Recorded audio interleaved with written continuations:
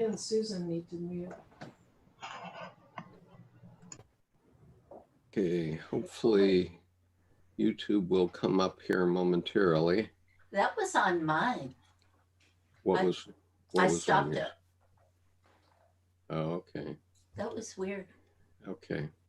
All right. Let's see. I need to get back to the beginning of this presentation.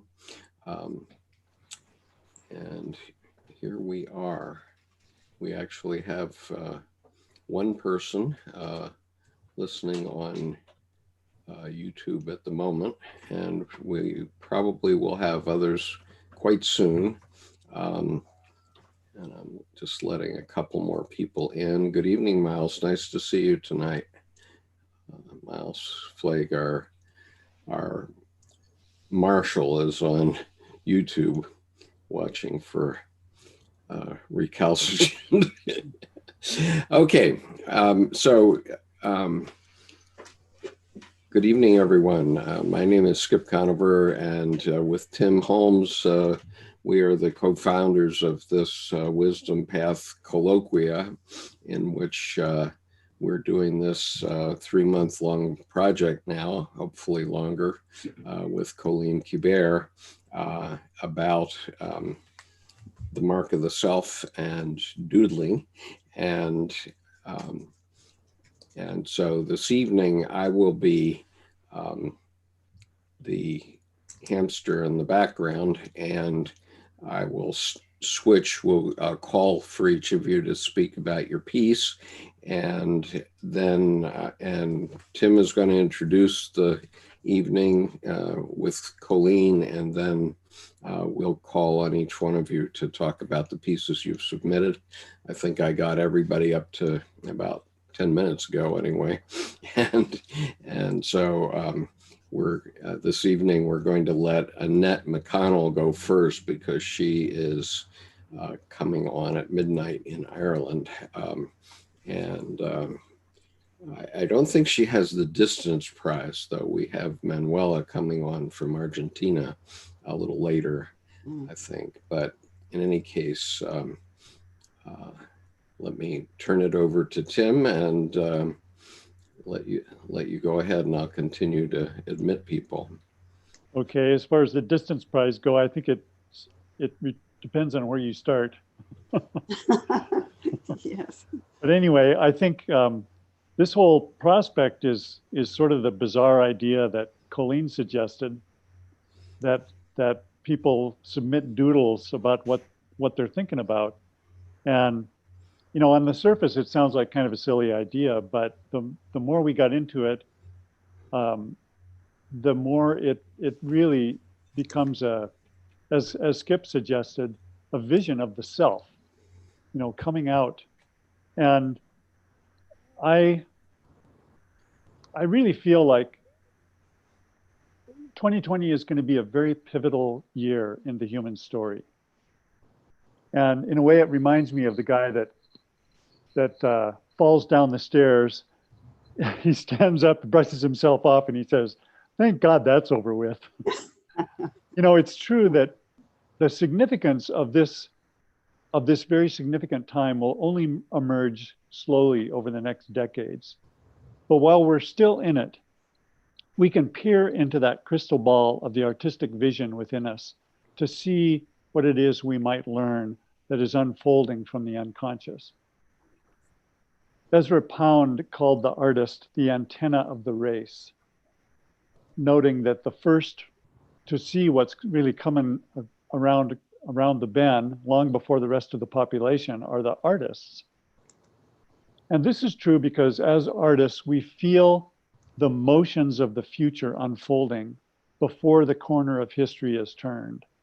Nice. And this clairvoyance is the result of a kind of learned sensitivity. The truth is that even so, the artist doesn't even realize that they are channeling what Jung called the spirit of the depths, or the collective unconscious of the species. So I want to emphasize that when I speak of artists here, I'm not talking about the professionals like Coeleen, but the artistic aspect of every person. So as an artist, I find it helps to have others look at my images and try to find the meaning of what arises, just as if it was a dream, as if my personality doesn't really make any difference. And as humbling as that might sound to myself, I've become very aware that much of my inspiration has little to do with my own little tiny life, but is rather a comment on the movement of the collective psyche. And I might even stand in the way of its appropriate message, which others can see more clearly. In the end, it's a really pretty humbling experience for me, since it's largely not my sparkling personality, but only my sensitivity to the inspirations that I receive that counts. So it doesn't really matter what kind of an image you come up with. When Coeleen first suggested a doodle, one of the things I started doing was this kind of unconscious doodling, just putting my pencil on the paper and just letting it wander around. And that's one way of it bubbling out. But another way is to really spend a lot of detailed, concentrated effort on an image, which is the kind of thing I usually do in my work. And it's the image that I wanted to talk about for my own work tonight. But for any of us, I want to emphasize that it's not sort of the professional quality of the image. It's not, we're not looking at this stuff as you would normally if you're looking at an art exhibition. What we're trying to get at is the flow of the original energy that comes out of the soul. And the reason this is so important, I think, is because in this really critical time, when we're dealing with not only COVID, we're dealing with a sort of collapse of democracy, not only in the US, but around the world. And we're dealing with the effects of climate change that's affecting all of us. So everybody around the world is suddenly thrown into the same boat. And we all depend on each other. And so this kind of exercise, to me, is something that is really critical, because it allows us to look into each other's soul, and it's like putting your ear to the rail to hear what it is that is unfolding before us. So with that, I'll turn it over to Colleen, and maybe you can give us a little more orientation. Oh, thank you, Tim. Thank you. You put it so well. The ear to the rail. It's like the rail is the doodle. It's this line that goes and goes and goes and goes. And that's such a beautiful way of putting it. Looking at our doodles, and now I'm calling them the mark of the self, sort of sneaking up on the whole project, by calling it something light and easy. But actually, what we're doing is developing a vocabulary for the collective unconscious. And now we can communicate with each other about the collective unconscious and what's happening in what it is that we're picking up in it and what it is that we're picking up for ourselves. And sometimes it's all about where you are in this moment. It's reason enough. And then sometimes you slip through that and you touch the collective unconscious too. And that both things are more often than not, I'm learning, going on. So it's an important piece of work that we develop ourselves in this direction, that 2021 become a much more conscious year than 2020. And I think we've got a handle on something by coming at it this way. So 2020, the marks of the self that we've been seeing really show this pervasive effect of the pandemic and the pervasive effect of living in the unrest that we've been living with. In your marks that you've been sending in, as one of the things that we'll look for today is the common patterns that are coming out among us. So, I think I want to also include Jung, before we move forward, because the self is the voice of the collective unconscious. And the collective unconscious doesn't communicate in words, it communicates in metaphors and symbols. And learning to communicate with each other that way, through metaphors, as often the poets do, through symbols, as the visual artists do, through music. It's another whole language. And we've not paid enough attention to that in our culture. We've only been playing with a half a deck of cards. And now it's time for us to develop ourselves as a culture in this direction.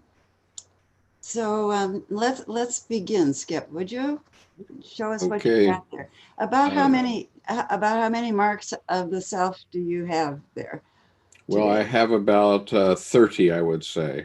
Okay. Last time we had 76, so it's not going to be quite so long as last time. Uh-huh. But we only allowed one from each person. Yeah. And Well, that'll work out really well. That'll give us an hour to. yeah. Okay. So first, I'm going to show. Let's see. I'm going to show. Yeah. Center yourself. Right. I'm going to show Annette's piece because Annette is at midnight in Ireland. And so Annette, are you there? Yes. Hello. How are you? Can you hear me? Yes, we can. Yeah. Okay. Very good.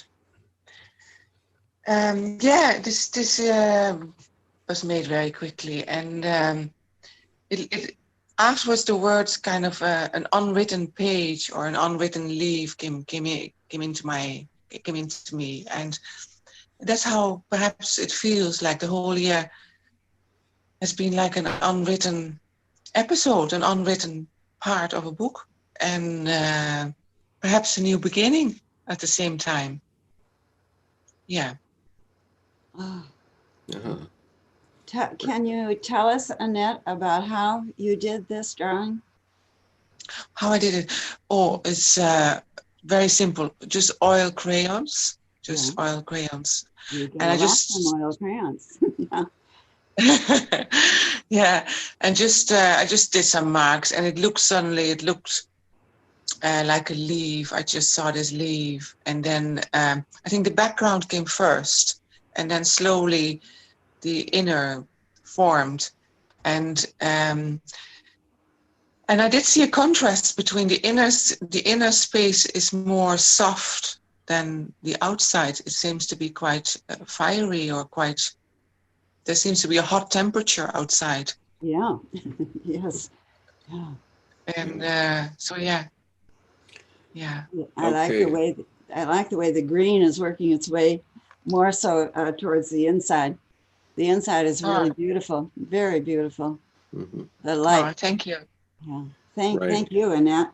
And what I didn't tell anybody was that we're also going to have one of your entries from the last time, not for real discussion, but if Colleen wants to comment on it. This was Annette's contribution the last time, and you're certainly welcome to say something, Annette, if you want to. How is that for you, Annette, to see your drawing from last time? Yeah, it feels like the last century or something, a long time ago. But yeah, very much so. like top heavy or something. Like something is falling out of balance there, you know. Right. Look at all the form that you have, how you work within a form, and then those little spots within are coming into a pattern in your second drawing that we just looked at. Oh, yes. Yeah, yes. A lot of the same little characters going on inside of this form. Wonderful. Yeah. Do you know my favorite flugelhorn player, Chuck Mangione? Because he has a wonderful piece called The Land of Make-Believe. Yeah. Oh, yeah. Okay, I'm going to listen to it. Yeah. Try to find the vocal with it. It's really beautiful. Okay, now we'll move on to Burdell Spellman, because Burdell has a commitment. Okay. And Thank you, Oh, Annette. Burdell. Oh, When you need to go, just go ahead.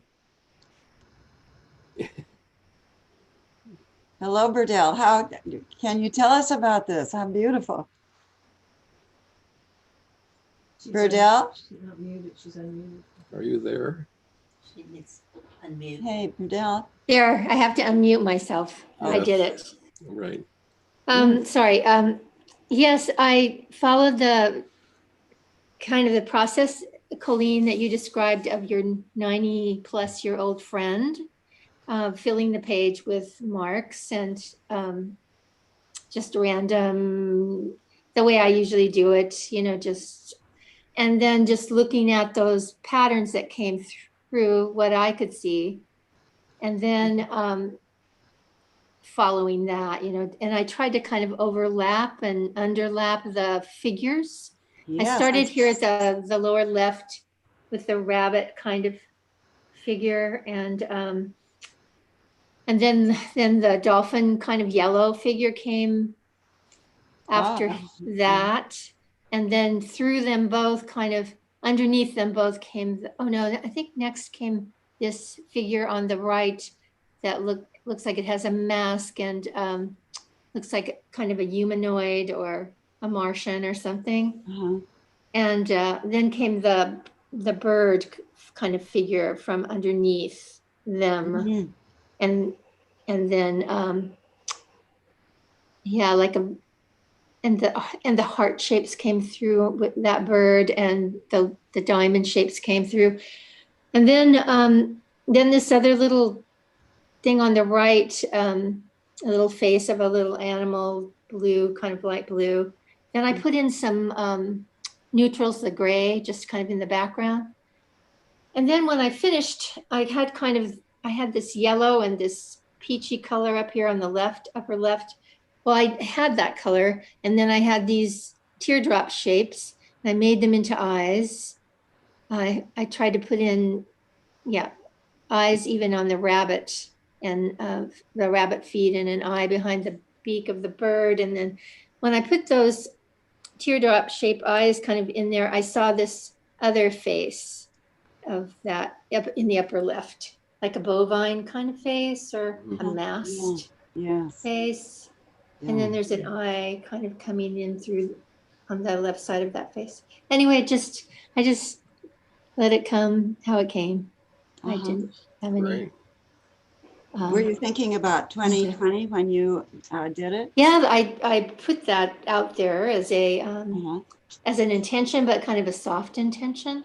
Yeah. And a soft intention, and then just mainly just playing with the shapes and seeing what came through. I mean, just and having just following impulses, like the rabbit tail kind of came up and up to the right-hand corner, and it came down to the lower right, and just following those impulses there. Just seeing what came. It's beautiful. I love the way the images are playing with each other. They're moving around each other, and you can see through some of them to the ones behind them, and it's very beautiful. They're interlocking kind of in a certain way, and and then I had a dream the next night about three animals playing with each other, mainly their faces, like a horse and a chicken, and like some kind of a canine, and they were just really being intimate, and they were talking and laughing and enjoying each other. I have no idea what that's about. No, that fits into what I was saying about a pattern in the collective, because I'm seeing so many animals in people's work, in their collages, in their paintings, and in their drawings. And I think, and animals that are fantasy animals. And I think it has to do with us getting in touch with our senses. That as we get more in touch with our senses, then we're more attuned to what's going on. In 2015, I was not attuned to what was going on. I was so shocked by what happened in 2016. So it's going to be different now. And obviously it is already. So this connection to our senses through the animals, I think, is what's happening. It's really beautiful. Do we have Burdell's last Yep. drawing? Here's Burdell's Okay. previous Oh my one. goodness, look at that. Oh, Mm. Yeah. Okay. same, you know, same color field. So, But it seems like you're laying out your color field in this one, and then in the one that we just saw, your last one, things are moving, interacting more. Yeah, Mm-hmm. beautiful. Yeah. Yeah, this is Okay. more like water, like you see from an airplane, you see waterways, you know, wetlands, Yeah, that you see these kinds of shapes. yes, Yeah. yeah. Oh, thank you. Thank you, Okay. Burdell. So next is Okay. Susan Moore. And this is Susan Moore's piece. Susan. Oh, it's so Hello, beautiful. Susan. Are you there? I am. Can you hear me? Yes, we can. Yes. Yep. Well, do you want me to tell you a little bit about? Please, please do, Susan. Oh, okay, it's 24 by 36 oil painting, self-portrait. And of course, it's not, I couldn't paint myself. I could never paint. I painted it so many times. It was a real struggle. And it was painted in the very, very beginning of lockdown in March. And I was here with my grandson, and we've had a chess game going on every day. And it was way before the Queen's Gambit. I want you to know that, if you all saw that. And this painting has a history for me. There's a start to it. And I guess the start is just the uncertainty. And with any chess game you play, there's some opening moves.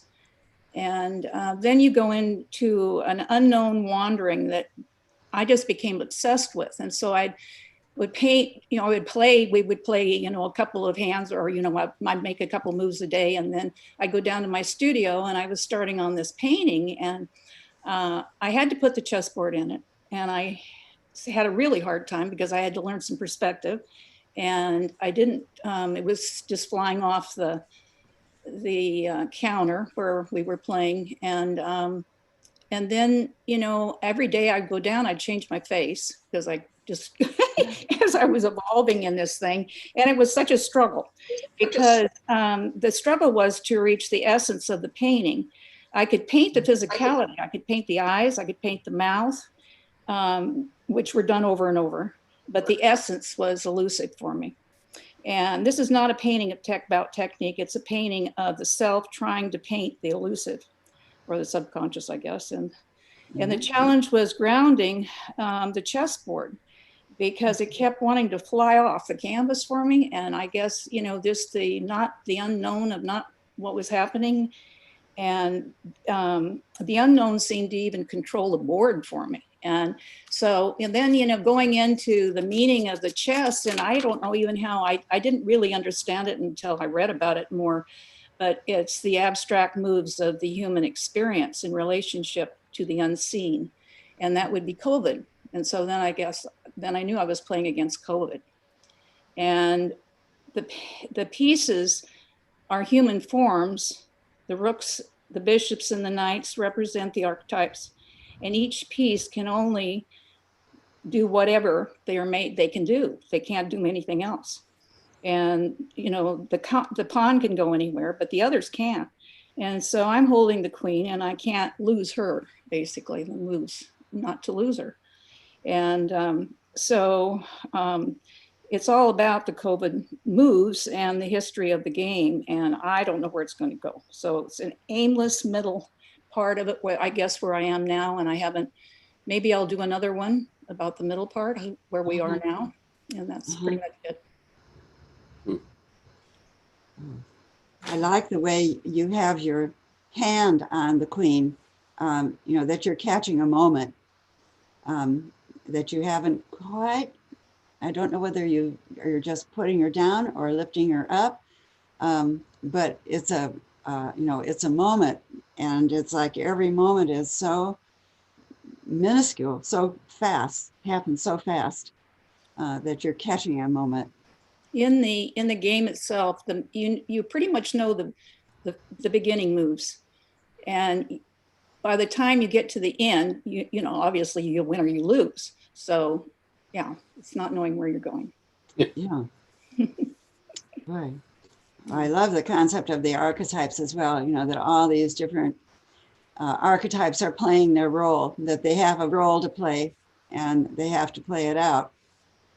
Yeah. And that certainly is where we are. Yeah.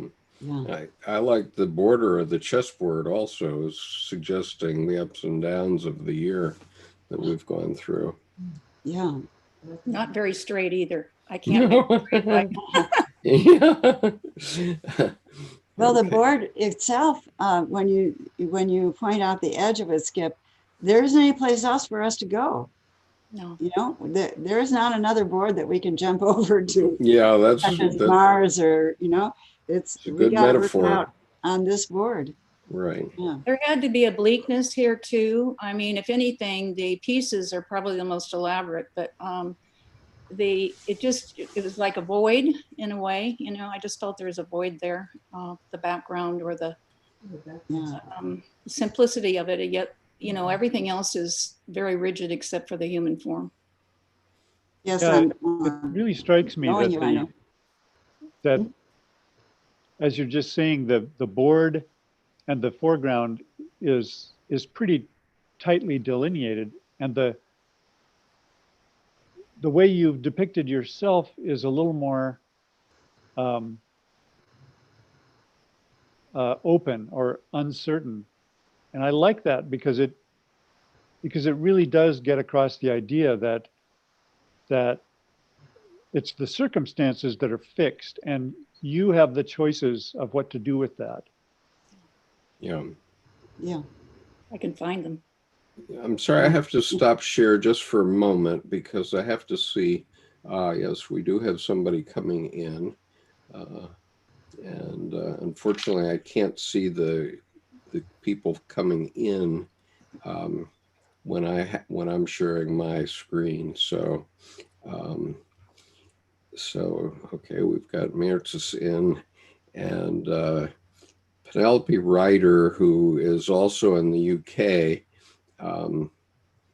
is going to come on in a couple of minutes. She did a piece for the last time, but then was not here to discuss it. So I'm going to share her piece when she is ready. But anyway, okay, Susan, was there more to discuss here? I beg your pardon? No. No. I thought that this was just decapitating to see this when I saw this come I in. don't know where I'm going to go with it. If I'm going to continue with what you're doing, I guess I have to produce another somewhere. Something going Yeah. on. Keep going. Yes. Yes. Yes. Yeah. Yeah. Right. You. Next one Okay. is about what are our hopes for 2020. Hopes for 2020? Yes. Well, in the terms next of- one is finishing 2020, right? Yes. Right. And then January 30th will be the hopes for 2021. Okay, so Jann Enright. Oh, I'm sorry, I misspoke. Yeah. Jann Enright, are you here?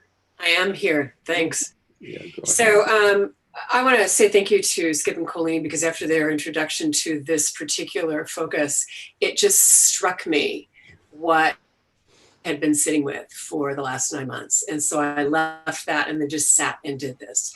And what showed up for me is that I had really been sitting and sitting with the fear of the unknown, and sitting with anxiety, and letting that take hold, and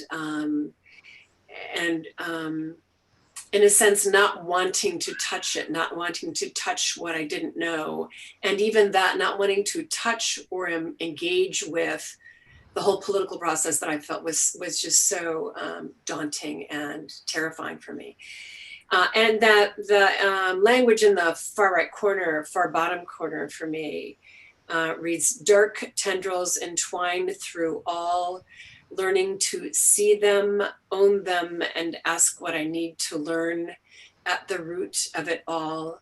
uncover and embrace. So that was really kind of a, where have I been in the last 9 months, moving, just kind of seeing the steps that I want to move into this next space. But it was that darkness, and really allowing the darkness to show up on the page and to own it, and feel it in my hand, to make those marks very dark and jagged, and to not to let that into my experience, and then to take charge of that rather than letting it run me. So, and for me, that's very much of a metaphor of what's been happening in this country for the last year or so. So it just appeared. So I'm going to thank you both for that. Your pleasure. Boy, when they say we're in this together, we're really in this together. Yeah. Yeah. So one of the things that I wanted to ask Coeleen to also comment on, because I think the last time you suggested that sort of once we make a mark, then it typically shows up over and over again. Yes. And so we can see the consistency between this time and last time of Janet's work. Really, yeah. Actually, Skip, you could probably see it over the last 20 years of my work with Colleen. It's been very consistent. I see. Interesting. Yeah. Interesting. Yeah, I'm hoping mine isn't finally settled, because I'm not sure I'm ready to finish with mine. But anyway. Okay. Did you have anything else you wanted to say, Janet? Oh, Janet, what's the medium here? It's oil pastel. It's what? Oil pastel. Oil Yeah. pastel. And I just go in and with my hatch marks with a pencil. And so you scrape away with pencil? I scrape away with a knife. I go in and I do my hatch marks, which are 20 years old. And then I, various iterations, I either scrape more or I scrape less off to see what's underneath. There's been iterations over the years of how much I'm scraping off and what I'm ready to actually look at. Yeah.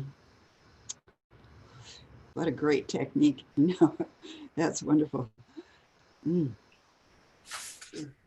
Okay, moving on.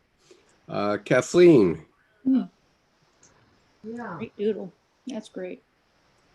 Kathleen Pouls. Can you hear me? Yes, barely. You have to unmute me, I think. I don't know if I can unmute. Can I unmute? Oh, I can unmute myself. Yeah. Here we go. Is that There. better? Yeah, that's better. Great. Yeah. So this came about. It surprised me, and it did as it came through. And it's like this kind of uprising force, but there's just that's penetrating through layers, and there's almost like eyes looking through the layers, noticing things as things get uncovered and revealed. And just seems like that's what 2021 has been about, is just really revealing and digging underneath and coming forward. So it's interesting. We're getting an echo because Kathleen is here in my studio, and so that's feedback. Oh, excuse me, I muted myself.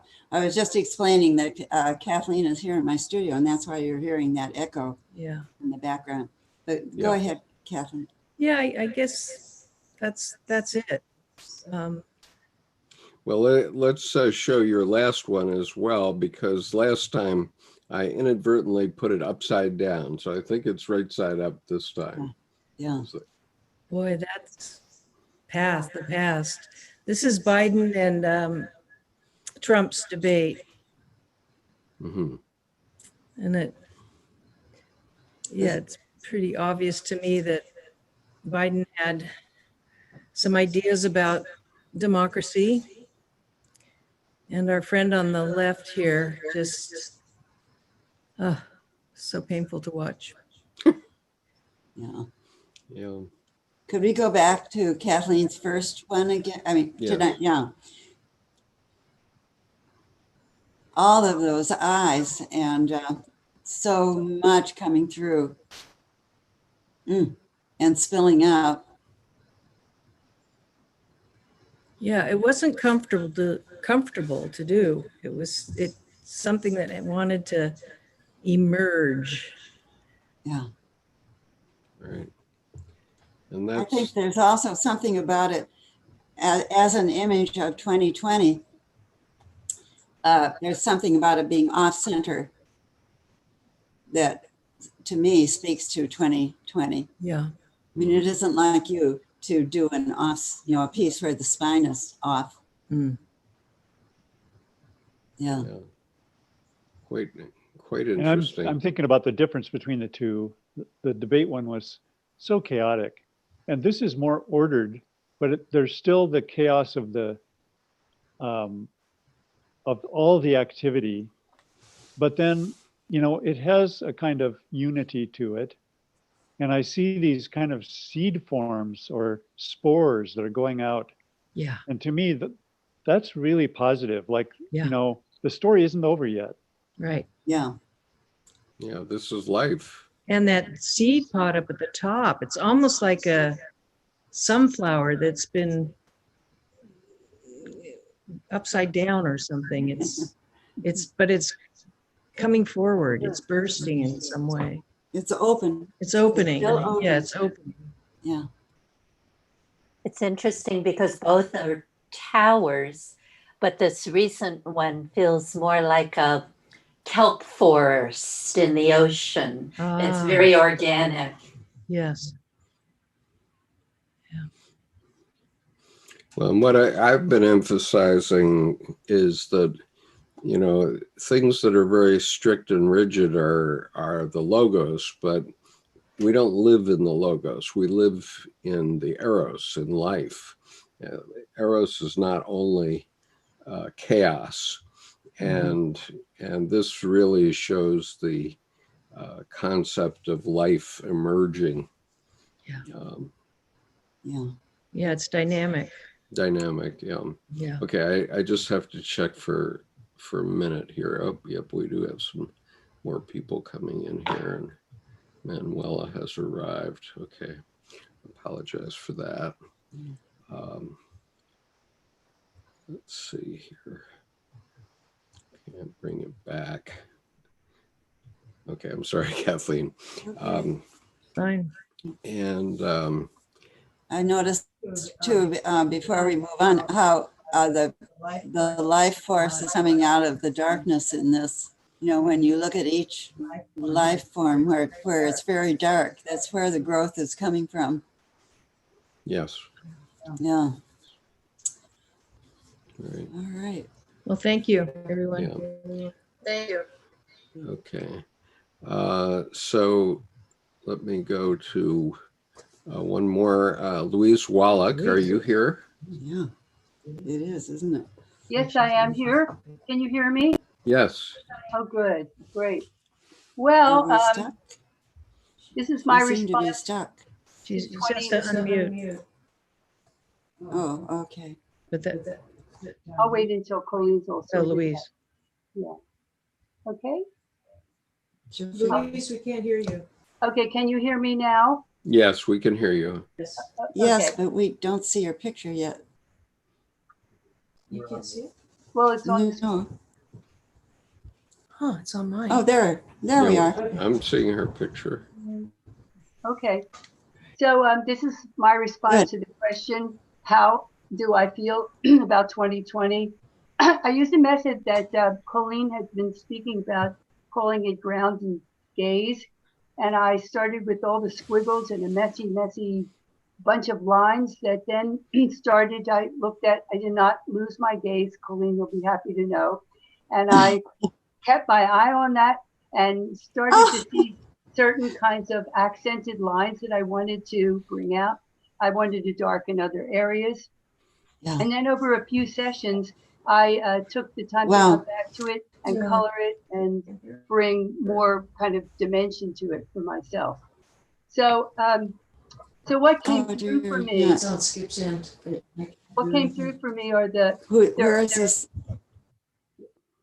okay. What I'd say is they were kind of three symbolic heads or figures that you can see, one in the lower left at the top and one to the right. The one at the top has no vision. He has no I or she or it. So, and he has a very large misshapen head with a bulge behind. He has an enlarged amygdala. I keep calling him he, but it's a figure. He's a polluter. He's spewing disquieting intentions, cruelty, threats, taunts, and insults.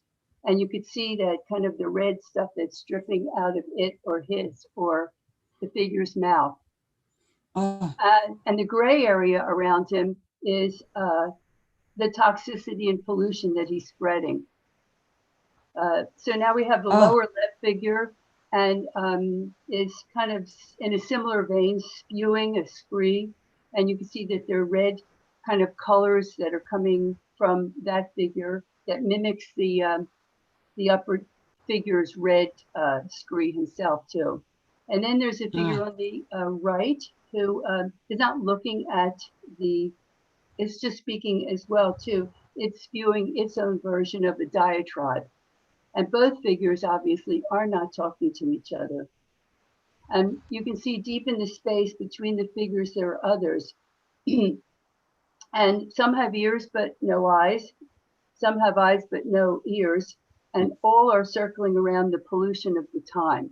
This is what was coming up for me when I kept coloring it quietly and looking at it and turning it and feeling what was here. So what came to me from all this, I think, is that obviously this is, all the figures are me, and it looks like I'm feeling a psychic hangover or something like 2020 PTSD.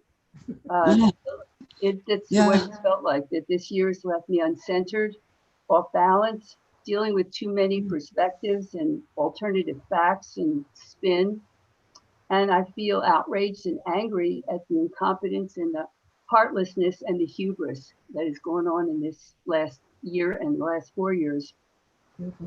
And the heads together stand for my uncertainty and not knowing all the quote right answers.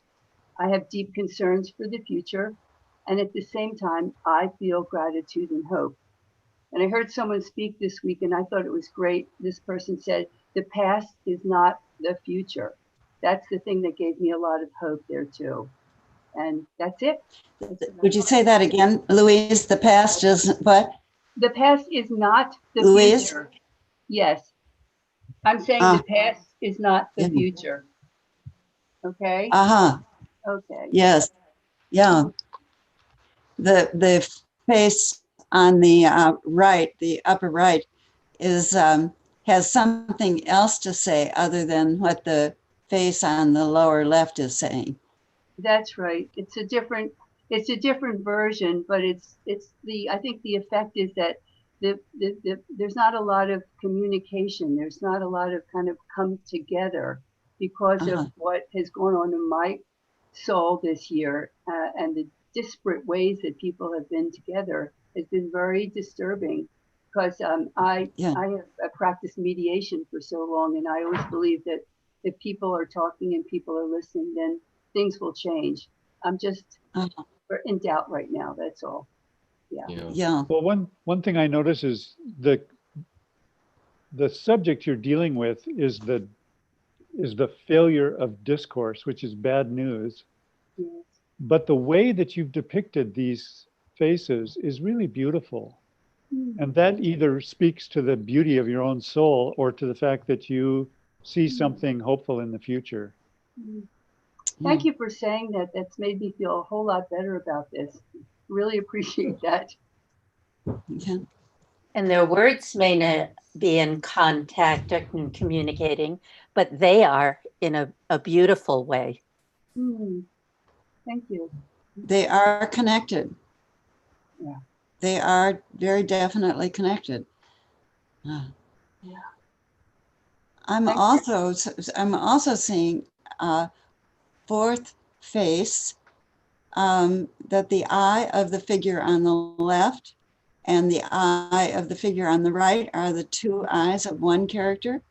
Did you, am I reading it right? You know, every once in a while I see that myself. I do see that myself. I can't easily form the face from just the two eyes and that curlicue thing, but I can see that. Yes. Yeah. Good. And it's not in enough form yet that you can see it, but it's there. Well, that's Yeah. positive. And this piece also does bring up the Jungian concept of having more, you know, that we're all responsible for all of these things. And, you know, that what, for example, our president is in my shadow, I have to admit it. And so this would be quite a good representation of that. Actually. There it is. Yeah. Yeah. Okay, now. Thank you. No, okay, thank you, Louise. Thank you, Louise. All right, let me just check for new arrivals. And Penelope, are you here now? There's a lap robe on the couch in the living room right here. Yeah, right in front of the fireplace. Living room, where you at? No, right here. I don't see Fireplace in the main Penelope room. Ryder. Are you on the call now? Okay, not hearing her. Okay, moving on. Then this is Lindsay Johnson. Lindsay, go ahead. Hi, Lindsay. Hi, I don't see it though. Can you, I don't share. Yeah, okay, thank you. Skip, I don't see the image. You're not, oh, okay, hold on a second. I'm seeing it, but you're not, because I'm not sharing it with you. And meanwhile, oh, Penelope's here now, but let's go ahead with this one, and then I'll come to Penelope, who is in the UK. And all right, so Lindsay, now you should see your image. Good. So for me, when the invitation was to do something for 2020, I couldn't get myself to go in there because they're locking down Los Angeles and the president is doing what he's doing and stuff. And so, but I went back through my doodles. I did this one on September 9th. And I just sat down and I wasn't thinking about anything at all. I just threw creatures up there. And then I also wasn't thinking when I painted them in, I just did it. But then when I looked afterwards, to me, it seemed to me that this figure in the yellow on the left could be the Donald and all that he represents. And the figure on the right, to me, represents the COVID virus. And it was kind of interesting that it happens to have an opening where it could be the lungs.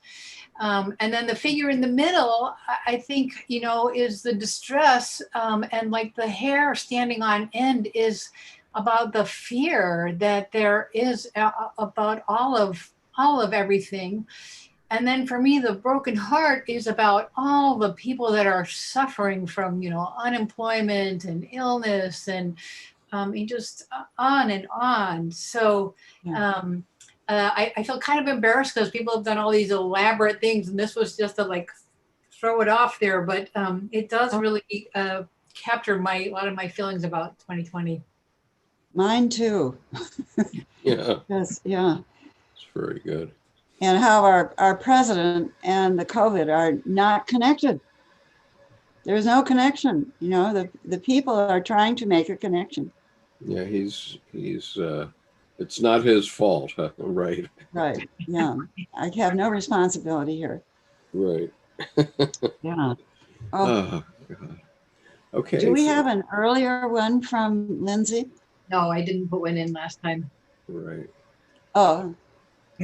Okay, so I do have an earlier one now from Penelope Ryder. Can you unmute now, Penelope? Yes, I can. I'm here. Okay. I can't. I think my camera is off at the moment. I don't know what's going on. Let me Okay, see. what I'm trying to do is to get your image you can hear up. me. Okay. And Boy, this is a Herculean job, Skip. I really appreciate you trying to do this. okay, no problem. But anyway, it gets complicated sometimes. I have to figure out what it is I am doing here. We should nickname you Oz. Yes, the wizard. Really. That's right. The Wizard of Oz. He really is. Yeah. Okay, all right. So here is Penelope's piece from the last time, and I showed it last time, but Penelope wasn't able to join us because it's, I don't know, 3 o'clock in the morning in London. So Penelope, go for it. Okay, so this, I think I was going through a bit of a book I was reading called Dispelling Wetiko from a gentleman called Paul Levy. And he mentions Jung in there, but he talks about narcissism, and he explains how in society that we're all pointing the finger outwardly to others and projecting, and in that projection, how and not looking at our shadow, that we basically become like parasites, like going into a caterpillar and taking over its organs, like the parasite that uses the caterpillar as a host. So what I've got here is at the top, you can see the black with the love hearts right at the top of this wheel, or the mandala, my first mandala, I have to say. You can see on the black on the left-hand side, I have, those are the parasites, and then we've got love on the other side with the love hearts, and they're mixed in together. And then below, I've got the below in the blue, I don't know if I can move my mouse. Oh, yes, maybe not. But the blue is to do with a rebirth on the right-hand side.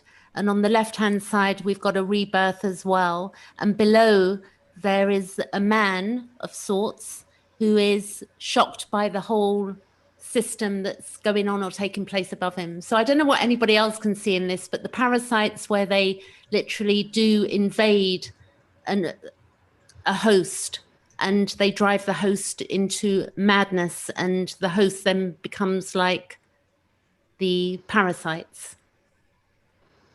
And, I don't know. And is the host in the very center? Is that it?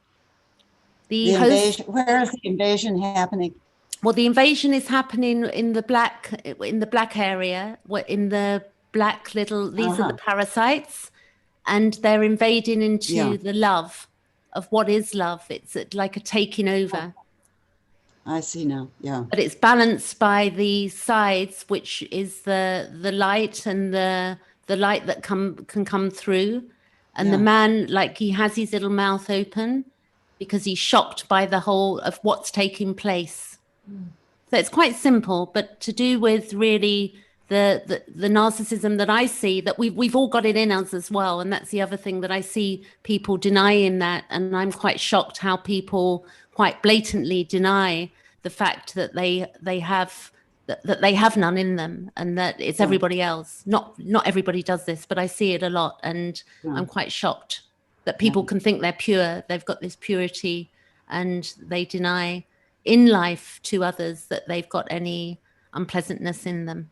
So that's it, really. I don't know what anybody else. Well, Penelope, this is really great. One thing I'm struck with is this really prominent black heart on the left among all these what look like kind of tulipy flowers. And all of a sudden is this black heart. And to me, that signifies kind of a dark, kind of a tough love. I don't know. What do you think about that? Yeah, I think, yes. I mean, I definitely had that. I mean, from my own childhood, there was definitely no love, and I'm not, over sort of making that bigger than it is. That was my truth. And it's, to feel safe in this world and to trust that maybe looking at that could be that one would be hypersensitive and hypervigilant to the fact that within our community, there is, that we need to be hypervigilant to a point that there is black hearts out there somewhere, that it's not all squeaky clean, and it's not all love and light, and you know, through my own healing. You know, I went into spirituality originally, or got involved in spirituality, Dr. David Hawkins, before I found Jung. And a lot of the spiritual terms that are used are like, let it go, and, you know, forgive everyone. And that's an unreality as well, that, you know, where people push that. And, you know, I find that offensive, where people have come from deep trauma and have complex PTSD and such like that. Boy, I really appreciate you putting it that way, Penelope, that the honesty of it, it is there. It is just there. And we need to know it. Yeah. Anyway, that's it. I'm gonna do another one at some point. Thank you. Okay. Yeah. Thanks for staying up so long for us. Yes. I'm a late bird. What time is it now in London? Oh no, I don't want to tell anybody. 3 I do my a.m. evolutionary astrology, so I work late. No, it's coming up. It's 1 a.m. It's not that 1 bad. 1 a.m. Okay. Okay. Okay, so now we're going on. Next is Hannah Dalby, and let me just get the PowerPoint back up here.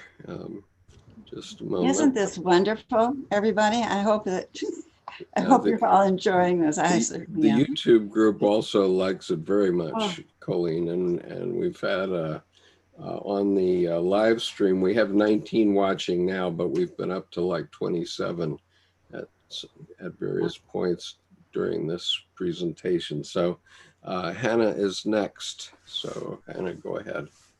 Oh, hi. Can you hear me all right? Yes. Yeah. Oh, good. Okay, well, I started this with the ground, kind of like the Rocky method that we've been doing. And as I was gazing, this box that's kind of 3D presented itself.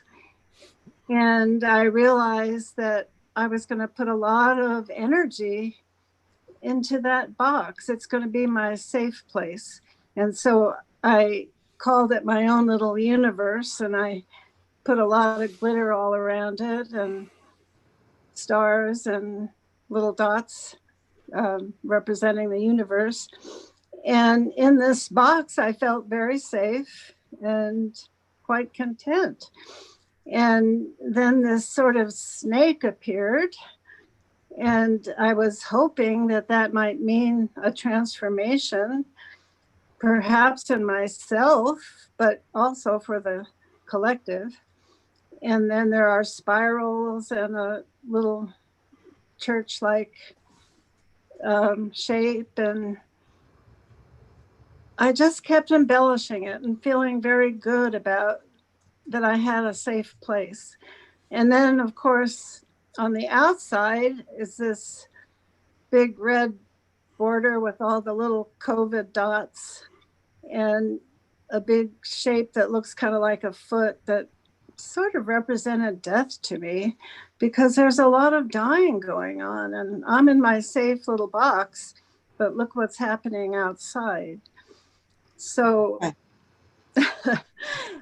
it was a healing feeling for me to realize how impacted I am by what's going on, the election, COVID, all that we're talking about, but that I could still create a place where I felt okay. Yeah. And that was really important for me. Yeah. Wow. Okay, and Hannah has given us a poem that goes along with this painting. So did you want to read that to us, Hannah? Yeah, I'll give it my best. So Please. I am safe in my universe, boxed in, contained, finding order amidst chaos. Womb room, where our cat and I are partnered. Each morning she hears the creak of my door, strolls in like she owns me. The granddaughters laugh how this gorgeous creature has made me hers. Siamese, white and beige, blue eyes glistening, staring at me like she knows my soul. Family now, solitude a passing dream when I grieved in my widowhood. My universe, my safe house. outside another world, masked humanity, pandemic, like a sci-fi film. The earth trembles as the dreaded virus does its work. Death spreads dark wings and the planet weeps. Very nice. And I'll just go and show Hannah's piece from last time too. This is what she had last time. So how does it look to you now, Hannah, looking at your It looks last pretty one? chaotic. Yeah. Yeah, it's interesting. I kind of forgot about that piece, but I think it also shows how impacted I am, like so many millions, all of us, the whole world. And Yeah, and I'm going around in circles, and I didn't the notice it elements before, feel but you hopeful. have faces here. Here's two eyes here and eyes Yeah, here, and right, oh, right. it Yeah, looks like the second one you've made sense out of this.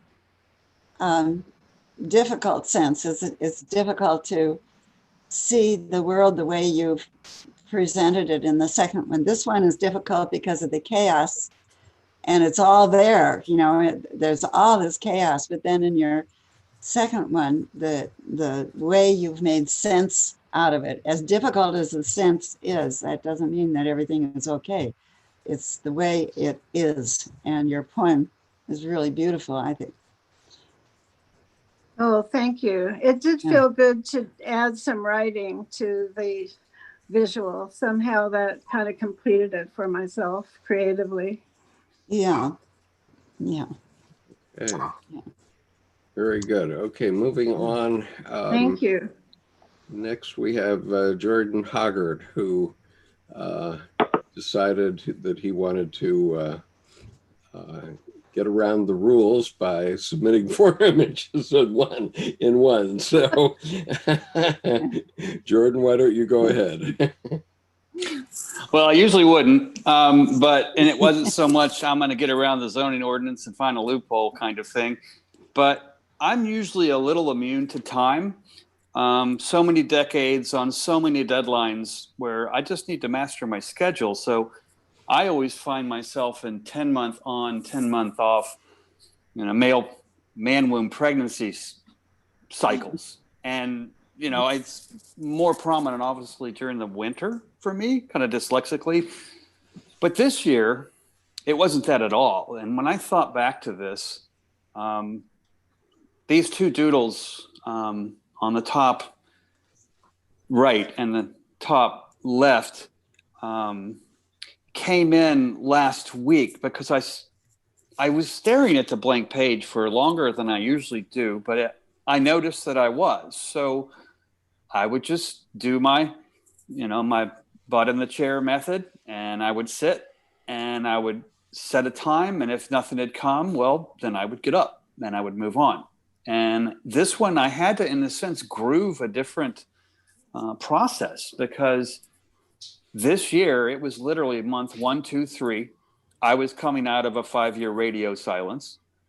Month 4, 5, 6, I was guns blazing, publishing a couple of ebooks and renewing my creativity and going on all cylinders with tarot and astrology and completely dumping architecture.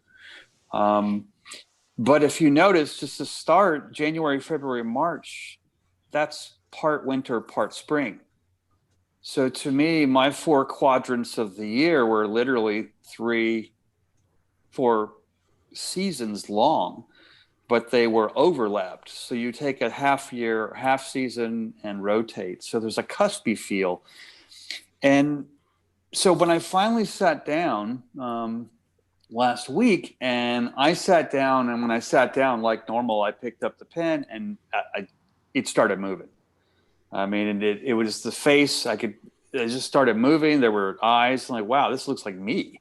And then my hand just kind of swirled up to this Uraeus cobra snake sitting on my head. And I was thinking back to when I was 4, before a big surgery, where my dad took me for 2 weeks to live with the herpetologists in Taos, because I was going to be stuck in a bed after surgery at the Mayo Clinic for 2 weeks. And so he kind of balanced, give the kids some Huckleberry Finn, and just that herpetologist thing came up. But I've been working so much with Egyptology through my career and sacred structures that the uraeus just kind of grew. And that was the whole first 3 months. And then as I moved over here to March 19th through June, there was the movie Stargate, when they realized to trust the people who've come in, and the leader says, "Rise them all."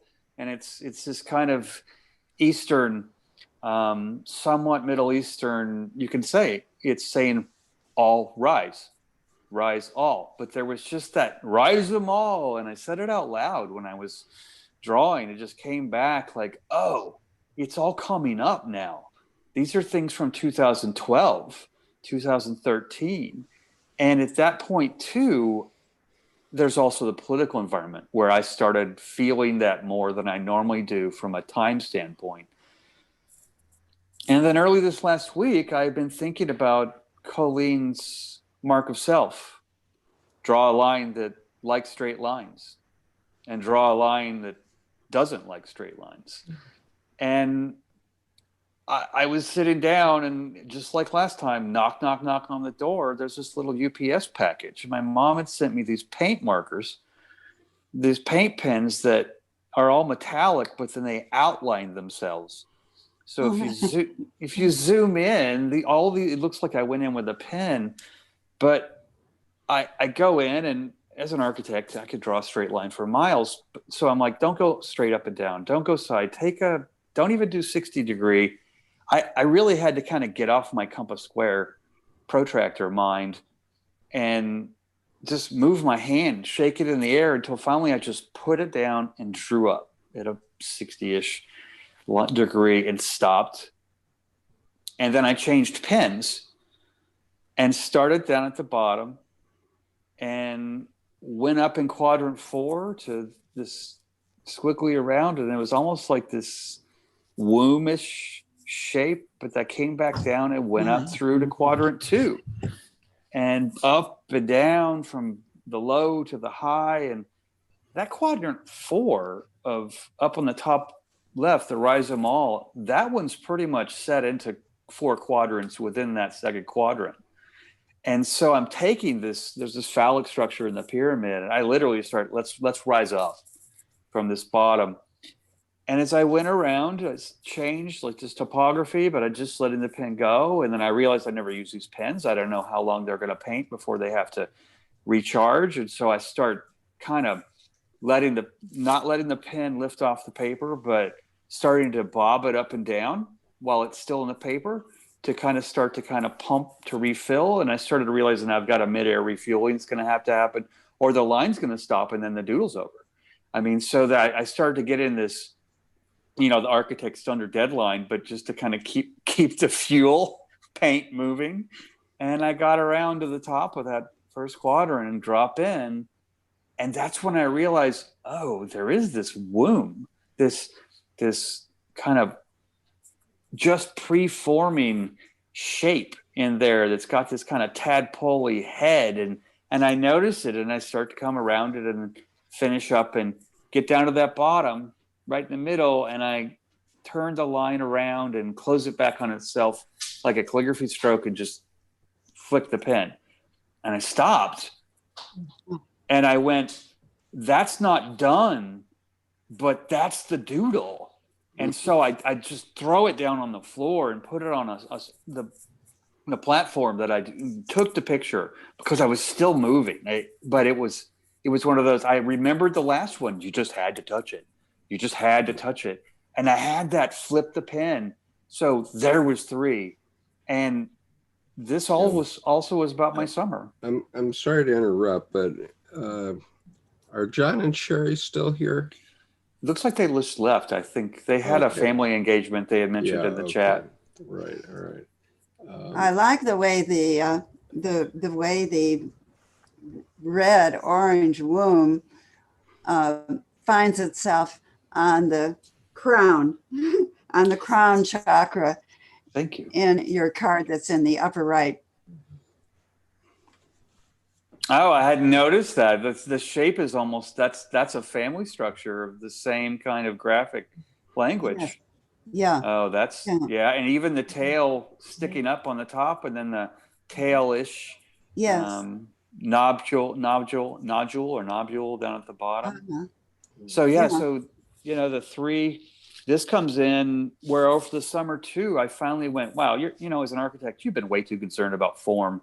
You need to lose that form stuff, you know, what it looks like. And it was kind of pre-doodle where I had done some sketches and they just had power and there was nothing lost in translation. Whereas when I pull out my, you know, triangles or my computer and I start drawing, and well, you could say you're dimensioning beauty, but that's a little arrogant. And in a way you are, but it has lost this. Yeah. And so it moves over to the quadrant 4, where then I pick up after the picture and I started coloring that orange life, which kind of picked out of that shadow mastery heart of the last presentation, which was my after the election. I just really was feeling that gold, but not so much red, more orange. A lot more, not so much Chinese vermilion, but more of a Tuscan burnt orange of life. And so there's this, that's where I went particle on the left at the bottom. And you have this line, particle and wave, that's light, but married to these wave gestations where then there's something bigger that is, and that was the previous from last, that seemed to be, especially down in the bottom, the quadrant. There's also, I didn't even notice till I was getting this to submit it, there's the phallus at the bottom, but that's angled down into the middle, whereas the one on this one is straight up and down in the second quadrant. So it's risen up to move. It's moving out, moving up, and but then so it ends up on married to wave gestations in that fourth bottom right quadrant 4, and it feels like there's a new life for me, and it felt like my personal versus the bigger. I've never felt so pea in a pod for the last year as ever. I'm usually on the bleeding edge or the lagging edge because I'm feeling or I'm dragging back to dive in, and I just felt like I was skiing on the top of the water the whole year. Like I could see the upper and the lower. So there's something new, and the new life being born, both within me and in the culture itself.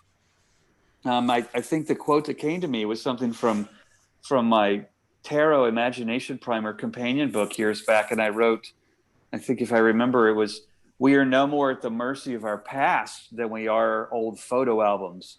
Take new pictures, make more experiences." And that's kind of the theme, I think, when I ended up. And I love that it wasn't so esoteric this time. It was just lush and it was doodled, because I can speak in metaphor all day long, but I can, the visual language is my mother tongue, and English is kind of my second language. And this, to me, I love the way this tracked out in the third at the bottom and the fourth. Almost like a tarot card diagram in a way. The story is all there. The whole story is there. And is it white that says take down the pictures from the wall? You know, the old photos. Yes, take down the pictures from the wall. Yeah, it's beautiful. It's beautiful. Well, thank you. Thank you. This was a fun one. It was challenging to get started, so I knew something was gonna. I knew I was going to be a little squirrely or impish somewhere with it, but thank you very much. Okay. All right. Lafi Bustani, are you there? I think if you turn the light on in that room, the lighting will be better. Yeah. Hi, Lafi.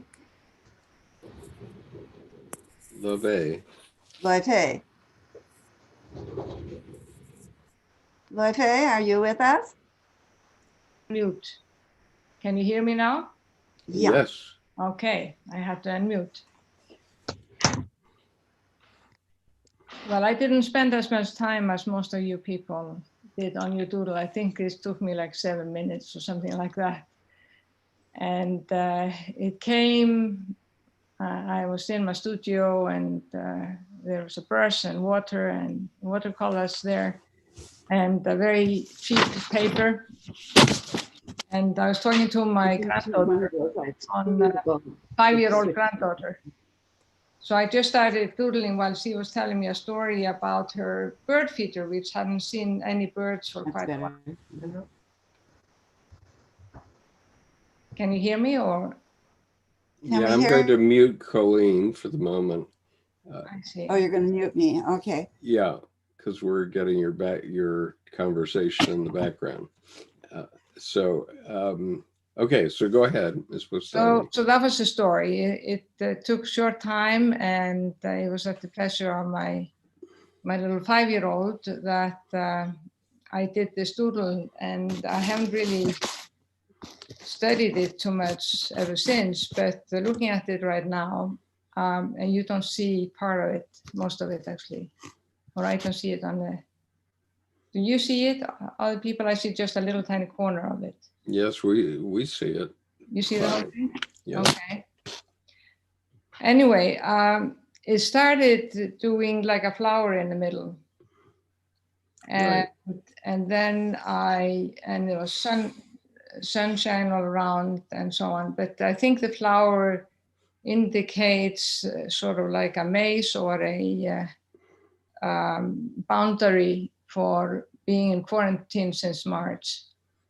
And I think the 4 flying birds are my dreams about what I'm going to do when I finally can fly away and go to places that I miss and normally go to every year. So I think all of us are thinking about flying away sometime soon.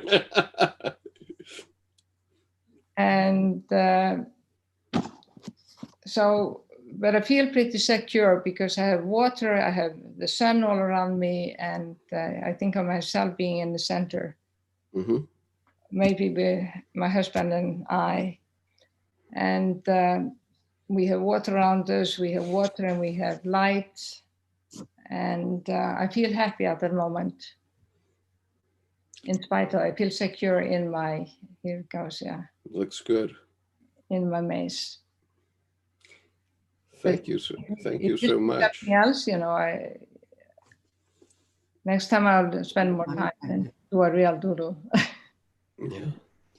I love the way, Loewe, I wanted to comment. I love the way the birds, the red birds, indicating so much energy that are outside of your lockdown, but that there is a path for them to come in and join everything once you can unlock the lockdown.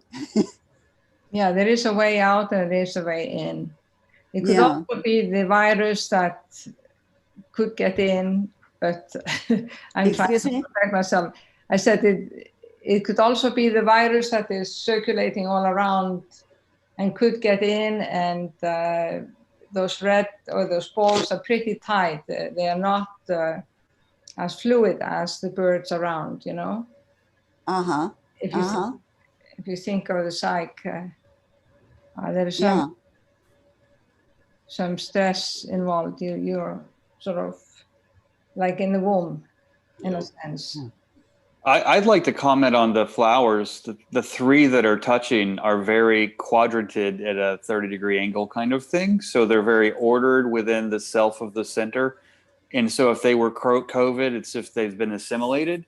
But then there's that tension of space between the one on the bottom that's not touching, as if it's being pushed back, held away like a North Pole magnet. Yes, and the 3 that are dancing around are in the form of a mandala. Exactly. But they have a lot of swing to them. Yeah, and then if I go to the birds again, that one on the bottom left has so much potential. It has not yet connected, so there's more to come. Oh yes, of course. Yeah. Great. Wonderful. Oh, it says a lot, Lotte. Right.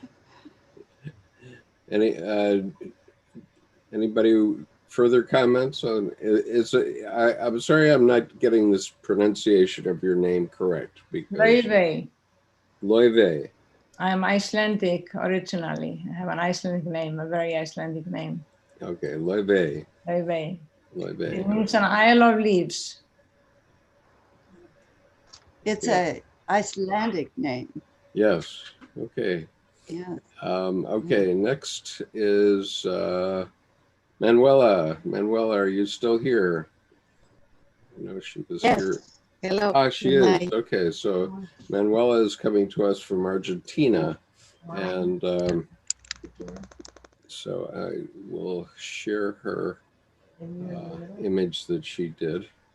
So go ahead, Manuela. Well, my English is quite basic, but my I can't see the my image. total is the image is from a tarot card called Temperance. The angel is a reference to the card, and well, there are. Manuela, can Yes. you stop your video? Maybe that would help the sound a little bit better. Yes. Now, can you hear me? Yeah. Yes.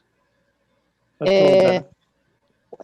Well, maybe there's maybe it's too self-referential because there are a lot of things from Argentina, but the rainbow is because here the schools ask the student to draw a rainbow and to put in their doors or windows during the lockdown. And for me was like a metaphor about feeling safe because it's like we were all in our bubble, but then all the fears that were outside start to be also inside, no? Like the fear about someone from my family or friends to get sick or get ill. So I wasn't safe as, in my bubble, you know. All my fears were there. So it was like a restriction, more like being safe, because I was the virus was outside, but was my fear were also inside of me.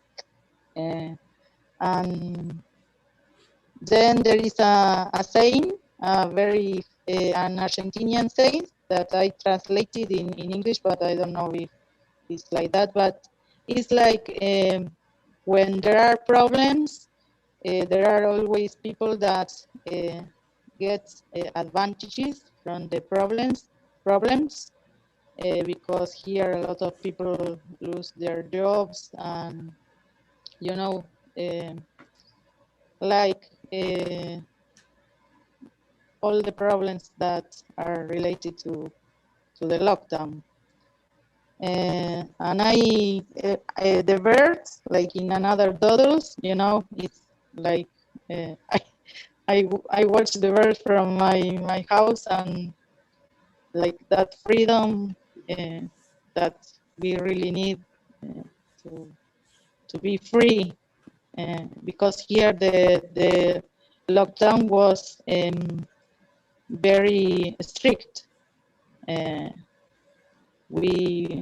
was compulsory, you know. The schools are closed, and was very difficult to be here. I see you have Dr. Jung's mandala. Yes, red books. Here. Yes, yes. And the reference and to your group was a big part of my 2020. Yeah, and reference to your football player who's just died recently. Yes, Maradona. Maradona.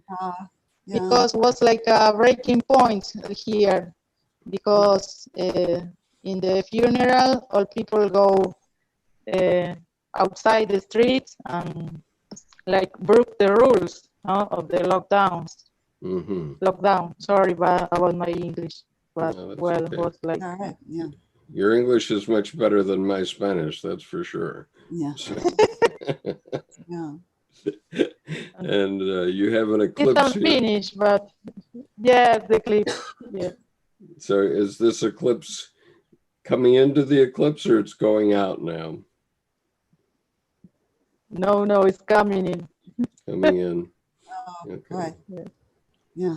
Yeah, just when Mr. Trump took office, I had a dream about an eclipse. So it reminds me of that dream. But anyway, thank you so much, Manuela. This is a beautiful piece.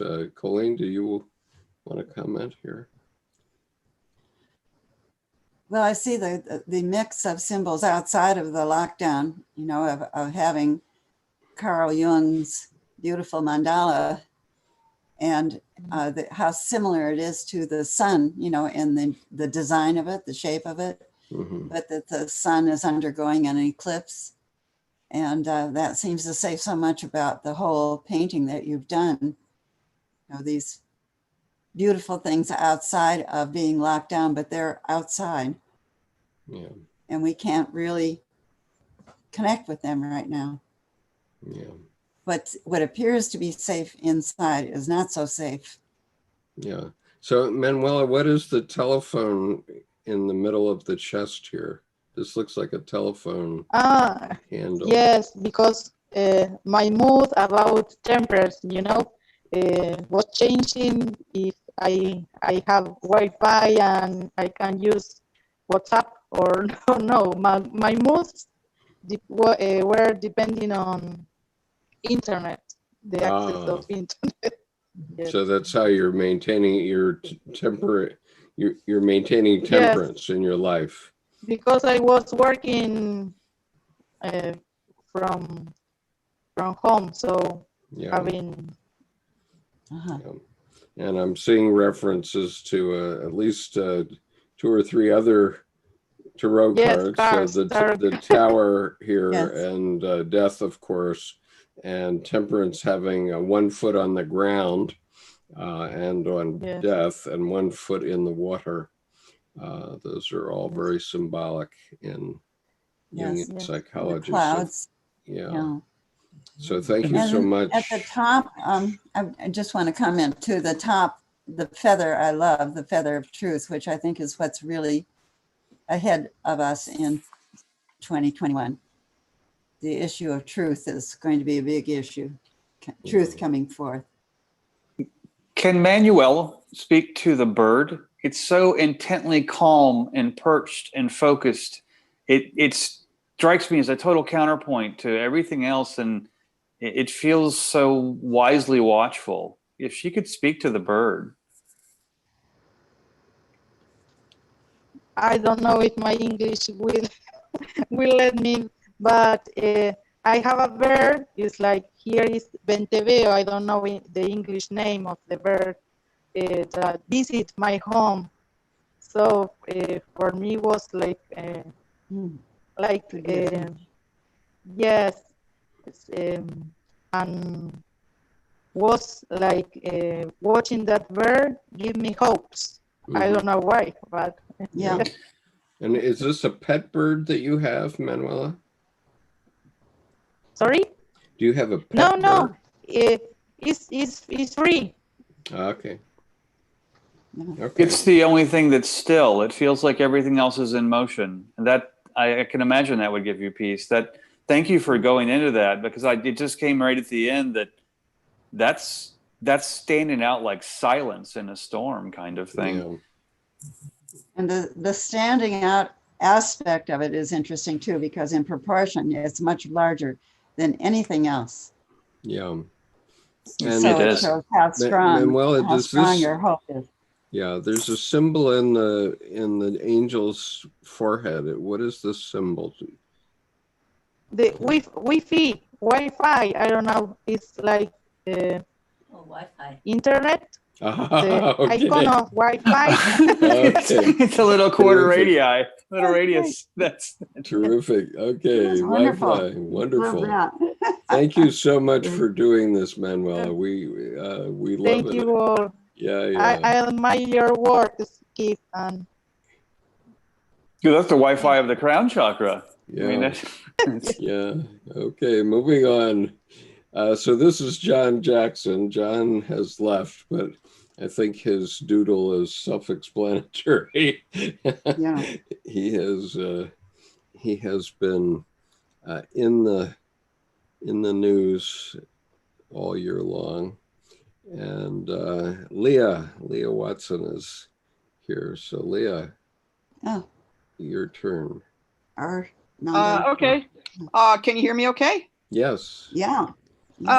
When I do these, there's really two ways that I either do it. I either start with the mandala, or I do it the rocky background way, and I never know which it's going to be. And it was hard to choose which one to show. But this one is obviously starting with the mandala, and it's the four. The vertical and the horizontal are blue and green, and it's there's a fragility there, and for me that's the fragility of the planet, but it's there, it's intact. I mean, looking at this, there is a wholeness that is intact, but there's fragileness about it, and the snake-like thing with the little COVID spikes coming out from around it is, the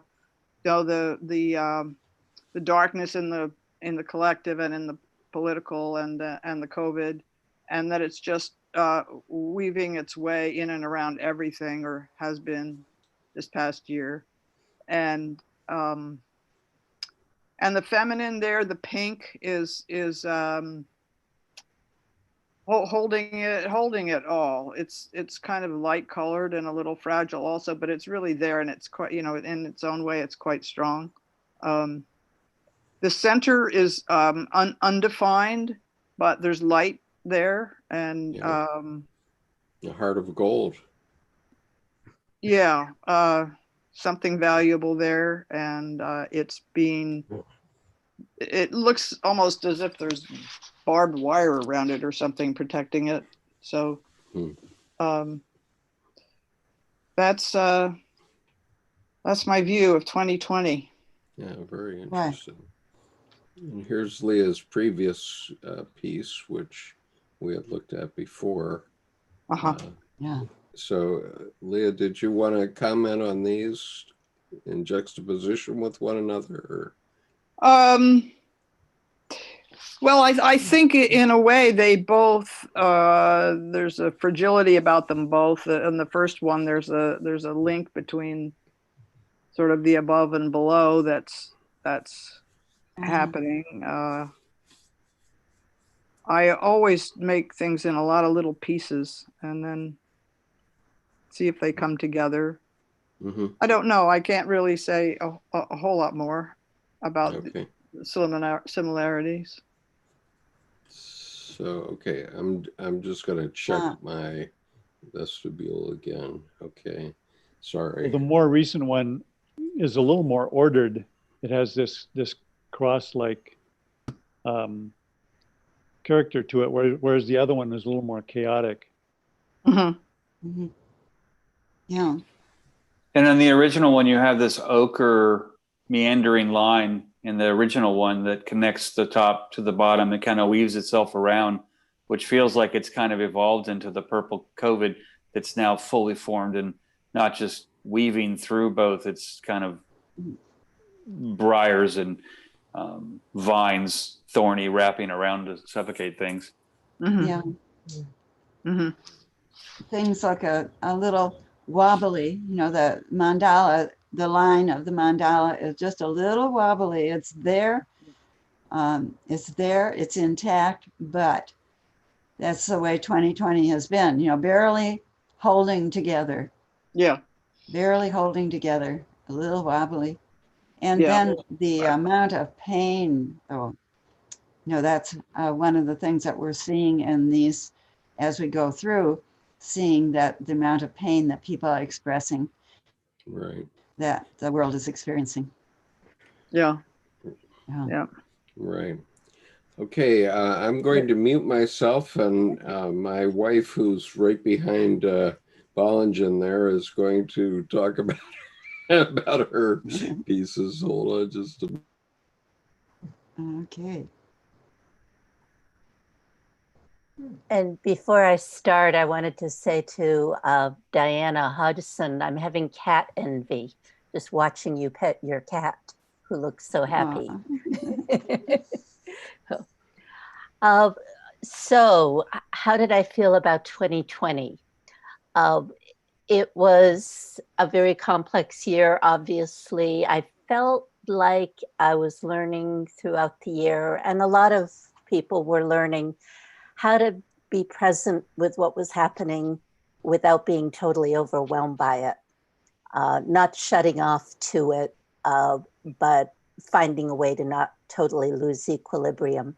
So if you start on the left of this doodle, and look at the water line, it's relatively calm, and there's that bright flower, which was the birth of our 10th grandchild early in the year. And then the waves start getting taller and taller and more jagged and threatening. And that was as the year progressed with COVID and everything that was happening politically. And the lightning is likewise all those external events, some of them coming closer than others, some of them getting down into my depths more than others. Partly because of work. I work in a hospice, but some of them are off on the horizon at a distance, hearing the news about what was happening and feeling that a little more removed. The last strike of lightning to the far right is a death that happened in our family last week. So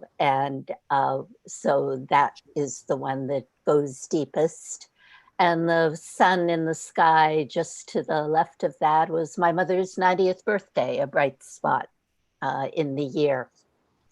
Through it all, the red represents a spiritual practice that I was doing, which included, you can see those rays of the red light going way down into the depths of myself and maybe others as well. Since it was a shared practice. And I was doing lucid dreaming and dream yoga, and that's why the eyes are in there, that I just was having a lot of dreams of family members, living and dead, and others, and just feeling very interconnected and supported at that level in spite of everything that was going on. And I titled it, Is That So? Because there's a very quick story I wanted to share that kind of gets at the feeling I was trying to work with throughout the year, sometimes successfully, often not. And the story was of a monk who lived in a village in Japan, had been in the village many years, and was a very devout man, always very serious about his spiritual practice and serving the community. And one day the police came to his door and said that a young woman in the village had accused him of impregnating her. And so, impregnating her rather. And so the police took him away and said, did he want to say anything? In his own defense, and he looked at them and simply said, is that so? And so he sat in prison for some years, and the young woman got older, delivered her baby and raised it, and at a certain point felt so guilty that she came forward to the police and admitted that it had been a young man in the village who was the father of her child and not this monk at all. And so the police immediately went to release him from prison, and they told her what the young woman said. And he smiled at them and said, "Is that so?" And so the idea of maintaining that equanimity through both good and bad, and being present to it, but not being numbed or walling yourself off from the bad, and also not getting so absorbed by the good things, because they won't last either in this impermanent world. So that was what's behind this, or whatever it's worth. And there is a question mark after the "so" in "is that so?" It didn't quite get in my photo. No. Right. What a statement. What a statement. And the red circles keep it all connected. Yes. Yeah. It's all interpenetrating in both directions. They're like a separate reality that he can go to. Is that so? You know, it seems like the red lines are your question, is that so? Because they touch everything, but they don't land. That's the feeling. Yeah. What I find interesting about also that they don't land, you have these 4 equanimity, peaceful birds, all in almost the same posture, the 4 double squiggles. I mean, that's the way I cartoon draw birds in my architectural drawings. Oh, I and see. Yeah. They're not oblivious, they're wholly conscious, but there's no stress, no strain. And they're all in almost the same posture, regardless of where they are in the chaos. And that's, it feels to be, I call it out, like Manuela had it, Debbie. There's this conscious character in the birds that is starting to come out. I'm feeling that kind of Sophia piece where, in your 4, there's one for each eye. You know, they seem to connect in a way. Well, they do, because they were lucid dreams about flying. Oh wow! Okay. Yeah. Excuse me. Would you repeat that, Deb? You cut out, and I want to hear. Oh, I said that they were lucid dreams about flying. They do, because. Yes. Did you hear me, Colleen? No. Try it again. They were lucid dreams about flying. Oh, okay. All right. Yeah. And then one bird for each eye, with the lucid eyes, lucid dreaming eyes. I hadn't thought about that correspondence, but it does make sense. Sure. Yeah. This is powerful. Yeah. There's Deb's earlier piece too. Just about interdependence. And same kind of, same practice. Yes. Right. So any other comments on this? Okay. Moving on, Sherry Leveler, who was here earlier but couldn't stay. And this is her COVID monster, which I think is quite delightful. Oh, wow. And of course, she's a professional artist who does a lot of work with calligraphy. Thank you, Sherry. And so it's, you know, it's such a gift, I think, for people to include this part of what's going on. I mean, we all feel it, and I'm really appreciating the way we're connecting now at the level that we're connecting at, you know, taking in each other's reality of what you're experiencing. Right. And this is, we all know this. We all know this. And thank you, Sherry, for it. Right. Sorry, yeah, this is really a powerful visual statement. And it forces me to look at the virus as also a beautiful part of nature. And sure, it's this thing that's going to kill us, and we need to protect ourselves, but it too is a resident of the natural world that has a kind of beauty that kind of challenges us to look at it in the eye and say, okay, here I am. This is who this is who I am. The calligraphy is just the graphic character of this is just so stunning. Yeah. And there's an owl in there. It's like the wisdom of the virus. Yeah. Well, it's smarter than us right now. Well, that's for sure. Okay, I think there's two more late entries, or three more late entries. This is Ina Nadborny. Are you still here, Ina?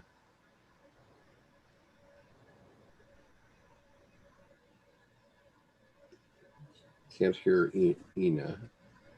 She's still Ina. It was Ina. Ina. Yeah. Yeah, I'm here. Okay, go ahead, Ina. Please tell us about your piece. Well, I was part of Colleen's doodling every day for a very long time.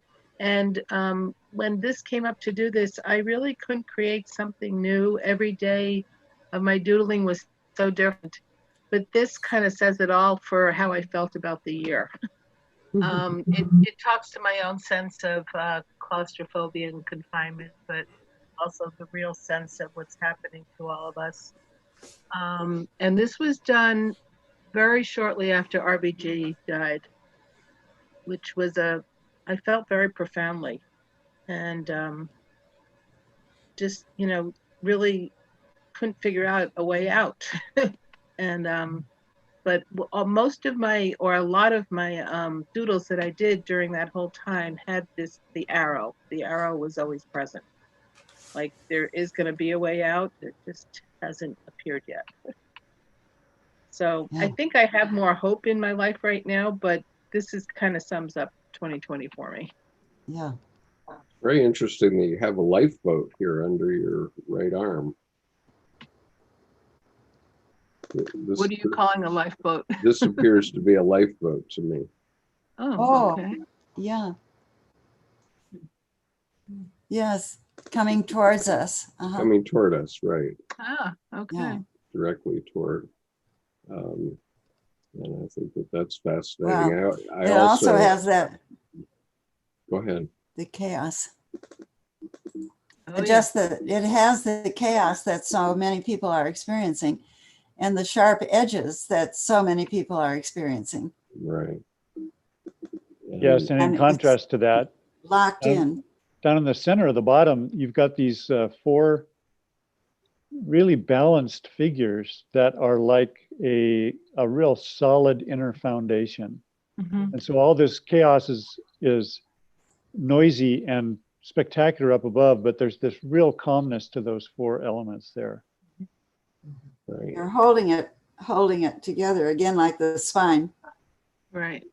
Yeah. Right. And of course there's in the center here are alchemical symbols, and here the serpents too. There's 4 serpents actually, which is very interesting. I don't know if you're conscious of that, but Jungians tend to be conscious of serpents, I guess. Any other comments? Well, the serpents are also looking within, because architecturally it's like a cut through cross section at the bottom. Like they go underneath, so we're given this glimpse from the underworld from those serpents with the way she's cut through this kind of tree trunk at the bottom that's been cut down with the head on top. This is the kind of piece that I like to get in the position of, if you get in the position of this piece and feel the terror and the angst and the fury and the anger, that about what's going on. It's so grounded and so strong, Ina. Right. Yeah. I definitely feel like within it all, I've been quite grounded, and I don't think fear and angst. My main thing is anger. I've just been so angry about how this has all gone, and this really kind of represents, and then for the feminine to be not able to get expressed at a time when I think it's time for it. And that being represented in RBG dying, that just felt like crushing to me at the time. So that's where I was then, and of course it's transformed a bit, but 2020. Okay, thank you, Ina. Could I say one thing? I was very interested by how you have the black dots connecting some of the intersecting loops. And when I look at that, it took what without those would have felt rather fragile as an outside boundary to really making it feel much more secure. Like those were that actually was thank you. That was actually conscious, and that happens in a lot of my doodles. I'm always looking for the places of intersection where the connection can happen. Yeah. So that was very intentional. Yeah. Oh, very good. Okay, very good. Two more. Laurel Andrus. That's before we get to me, Tim, and Colleen, that is. But Laurel, are you here? I am here. Okay, go ahead. So this was done in the spring, early summer, when it felt like something was rapidly descending on our precious little planet. And the perspective here was actually that this was rotated on its side when first made. And within a month in my work, there had been a homicide that I had to deal with. The fires came, and in July, my whole family got COVID. So this was the feeling of what was coming. And it was also the anxiety of our orange-headed friend, fast descending towards the earth when I hadn't fully taken the whole thing seriously. And then with all that transpired through the summer, I took it all very seriously and felt very tender towards our little planet. What I feel sweet about is the feminine that holds all around, that the earth, although is vulnerable in the void, she's also surrounded by sweet darkness and surrounded by warm red female energy that I hope will keep her safe from all that descends. That's my first take. Anybody else have something to say? One thing that really strikes me is the three-dimensionality of the world. Yeah. It just really feels to me like that is a sculptural element in this otherwise flat painting. Beautiful. Yeah. Thanks, you guys. Just wanted to jump in with you and continue to. Okay. And I'm also feeling a little bit of a yin and yang between these two elements. You know, the orange descending sort of element of power and the opposing rising element of love. That's just a really beautiful juxtaposition there. There's a lot of suggestion of birth. Yeah, absolutely.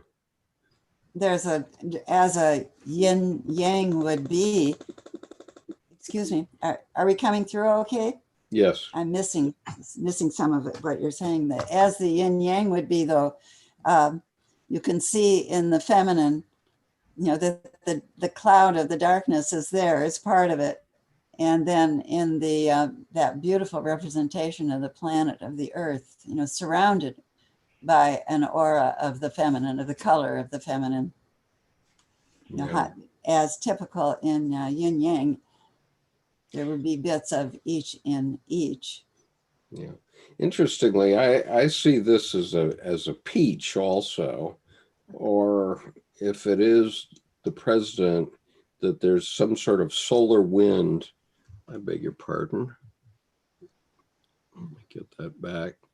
There's some sort of solar wind that's blowing the negativity out of him.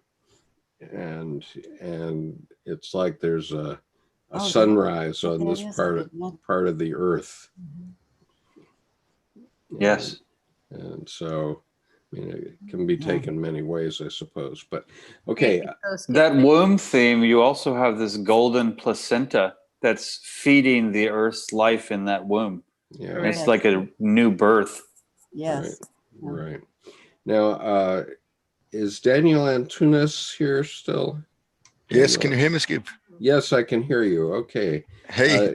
Daniel was writing to me on YouTube, and I didn't get his piece into the PowerPoint, but he did do a piece for this. And so I'm going to share it with you outside of the PowerPoint, and then I'll put it inside for later on. We can make this PowerPoint available if you like. And so it's a very striking piece, so I think it's worth sharing here. So this is Daniel's piece. So Daniel, go ahead. Oh. Yeah, hello everybody. Hello. No, I want to say Tell us where you're from, Daniel. I'm from Denmark, Scandinavia. 3 o'clock in the morning over here. Wow. And you're serious about this. Yes, I am. It's all very, very intimidating, but the whole process have been kind of just go with the flow, something I'm not normally used to do. I'm not normally used to making art at all. So it's kind of a great step to be a part of it. Oh, so that's good. Yeah. So your wolf looks like it's made out of CDs. It is. It is. Oh, that's great. Oh, what a good idea. So it kind of came to me spontaneous a while ago. I had to make a wolf. I don't know why.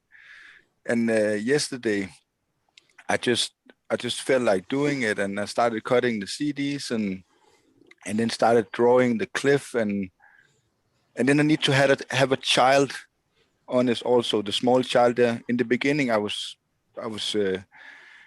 my intention was to make him golden, but I couldn't find any golden colors. So I was running around the house looking for golden colors. So I found my kids, they got some glittering powder for Christmas. So I put some glue and some glittering powder on it.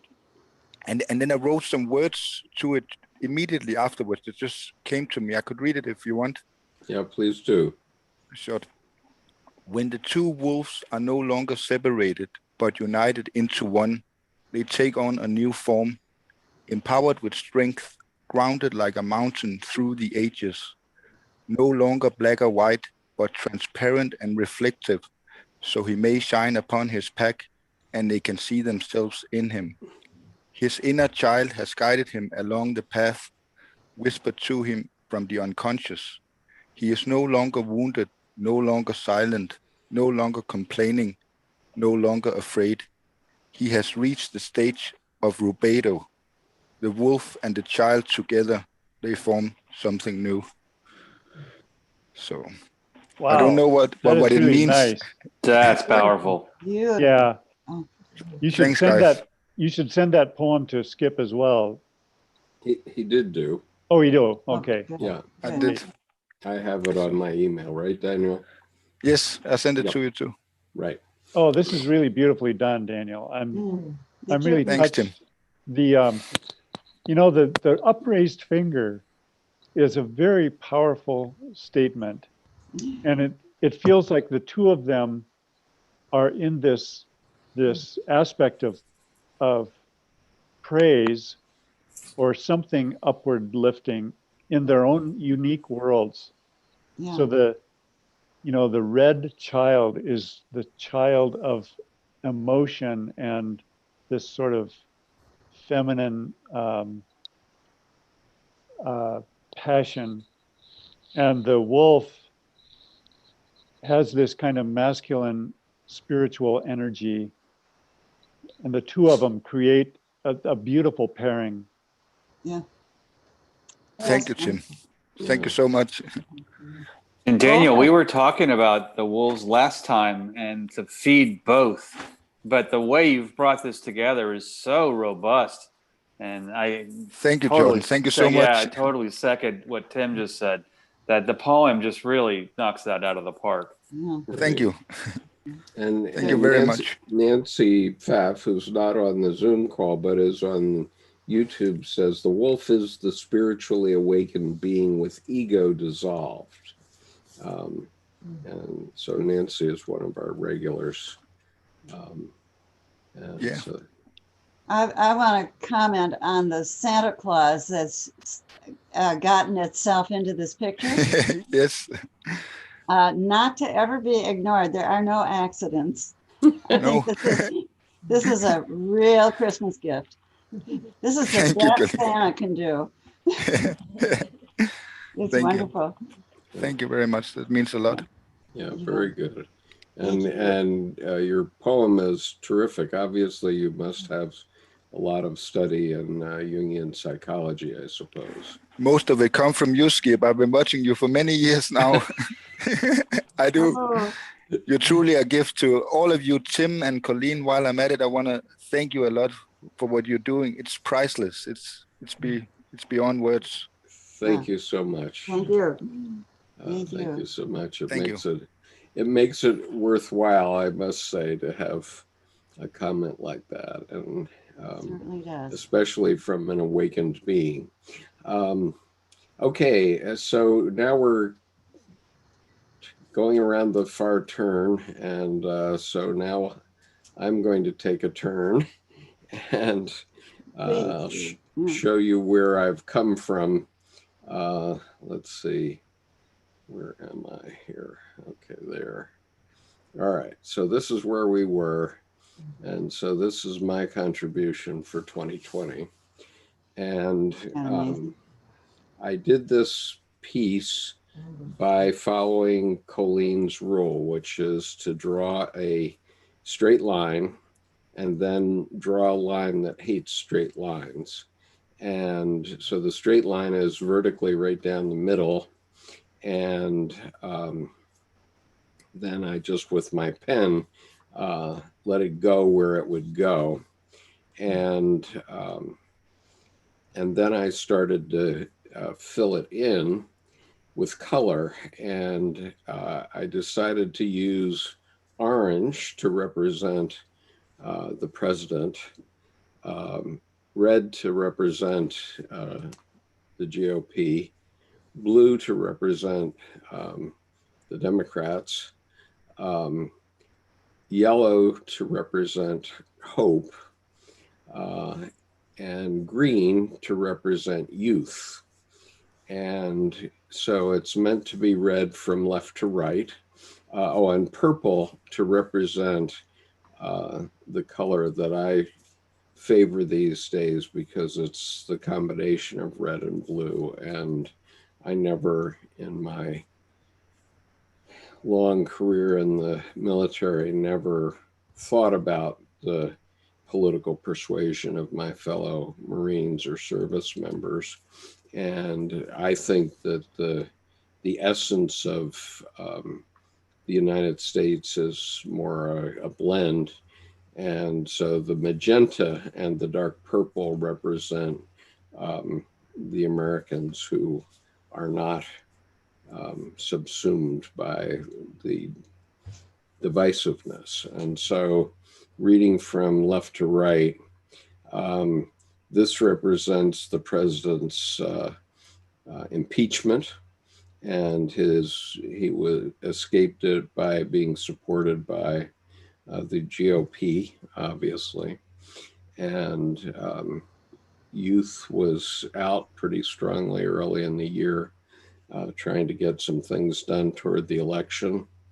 Obviously, there was a lot of mishmash in there and a lot of teeth in his followers.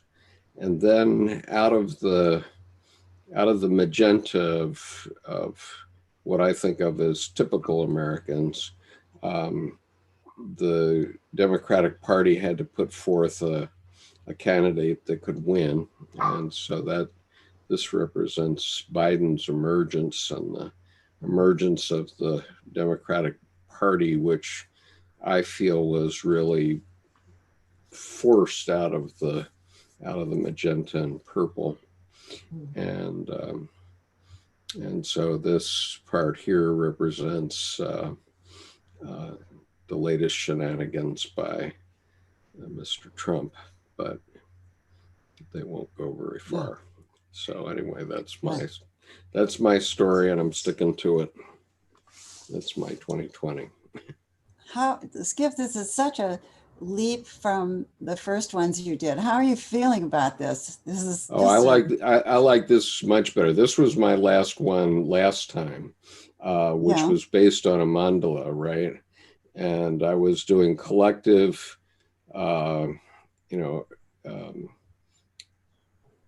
ego,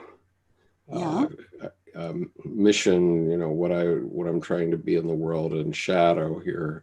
And I had done a series based on that sort of thing, and just showing that Trump was collapsing, and that, the purple people were getting on the good ship United States, and rising tide raises all ships. But here, one of these adult coloring books, and I had just a mandala, a simple mandala, and Deb had given me a set of 24 colored pencils.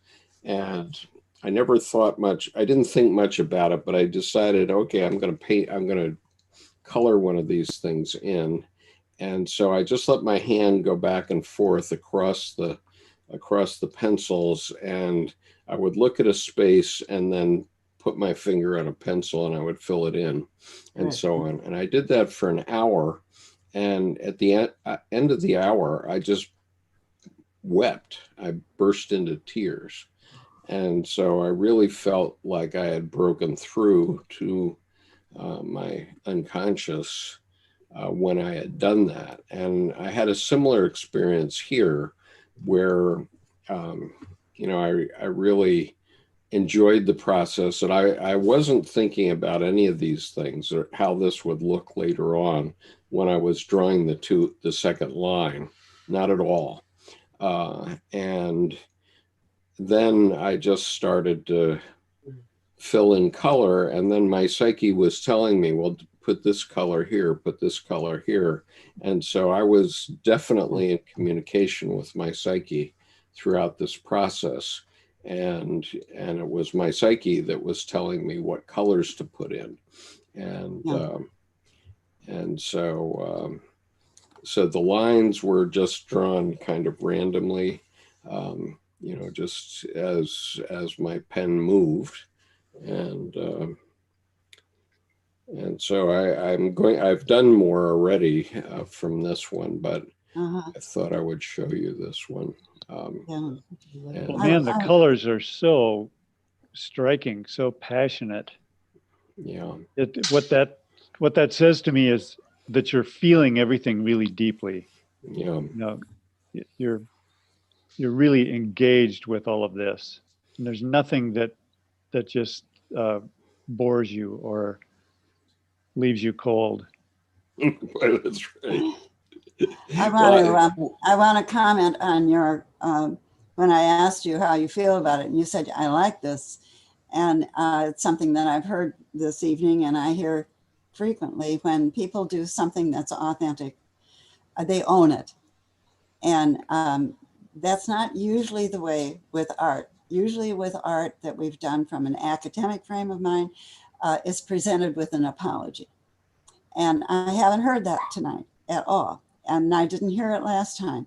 People own work that comes from this place when you're connected with yourself. And I want to add to that it makes us stronger, not only as individuals, but it makes us stronger as a community of people. And an example of that is that when I knew Carl Rogers, and once in a conversation, somebody asked Carl if he had realized that his person-centered approach was a political thing. And Carl said, I never considered myself political at all until the Episcopal Church wanted to bring Carl to South Africa. And Carl accepted. when the government found out, Carl was uninvited, not allowed to come, because we're not going to have any of that. We're not going to have people getting stronger and then finding each other, and then that group gets stronger, and then. But that's what art does. And this is a wonderful example of that as you describe it, Skip. It's really warms the cockles of my heart. Well, thank you. Well, and Skip too. I was the whole time I'm like enamored with this verticality and these slices of scenes that are passing in front and behind, and I'm just kind of moving around. But when you started to mention the tears, there was just this, this isn't verticality. This is the sacred adornment of tears that's actually dripping down to create these structural spaces, these interstices. There's now these landscape places in between, one between each of these colored sacred adornment tears that drip from the top to the bottom. And they don't slice to separate, they connect them all. And that's what I'm really appreciating, is that there's so many things going on, but they are ultimately in one scene. Yeah. And one feels thing, good. One thing that troubles me is that youth got squeezed out in the second half of the year. And, to a degree, they're in the blue, but also squeezed out and squeezed out by the people who see themselves as Americans first and not as Republicans or Democrats first. And I would suggest that the next one you do, begin with the youth and give them all the space you want, and then see how the others work in. Yeah, that'd be interesting. Yeah, it's a good idea. They usually come in much later, and then there's not enough room for them.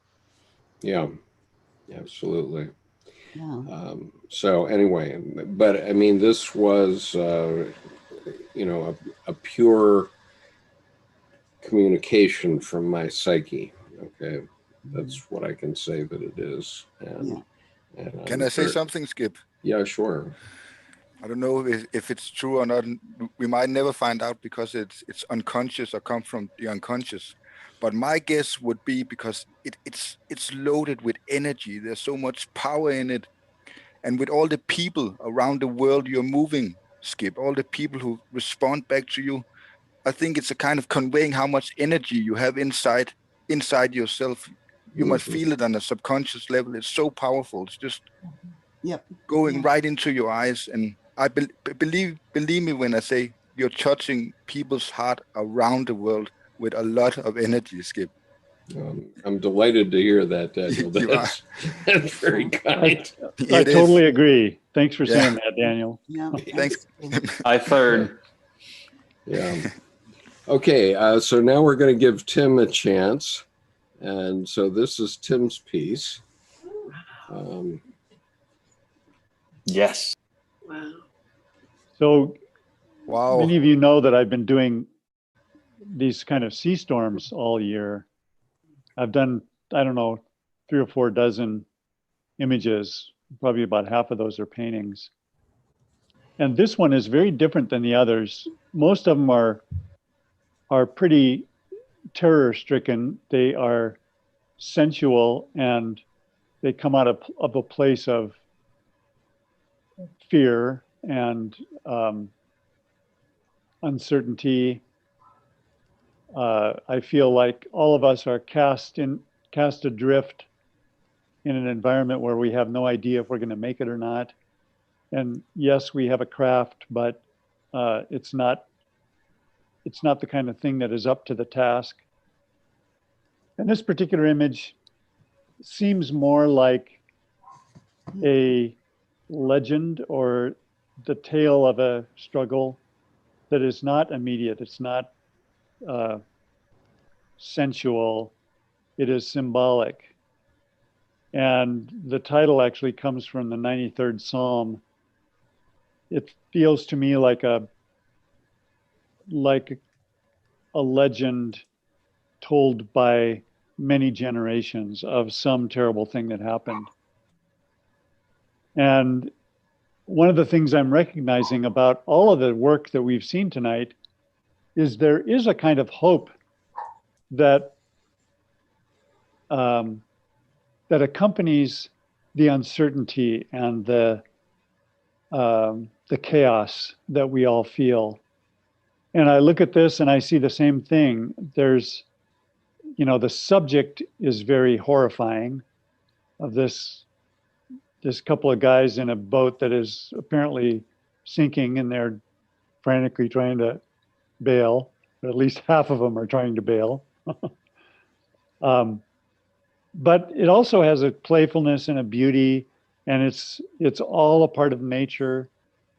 And so to me, it's a more hopeful view of the sea storm than a lot of the other ones that I've done. So I'd be curious to see what other people think of it.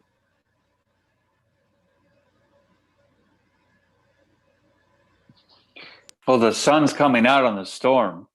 I mean, that the first thing that hit was just, guys, stay the course, because the clouds are just this whole power of hope at the top that's evaporating those kind of oxblood pastel clouds, this bloody sky, but they're still in it.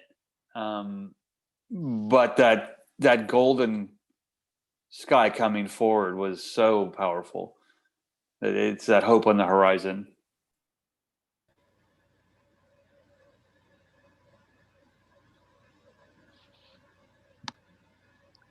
So do you have the other one?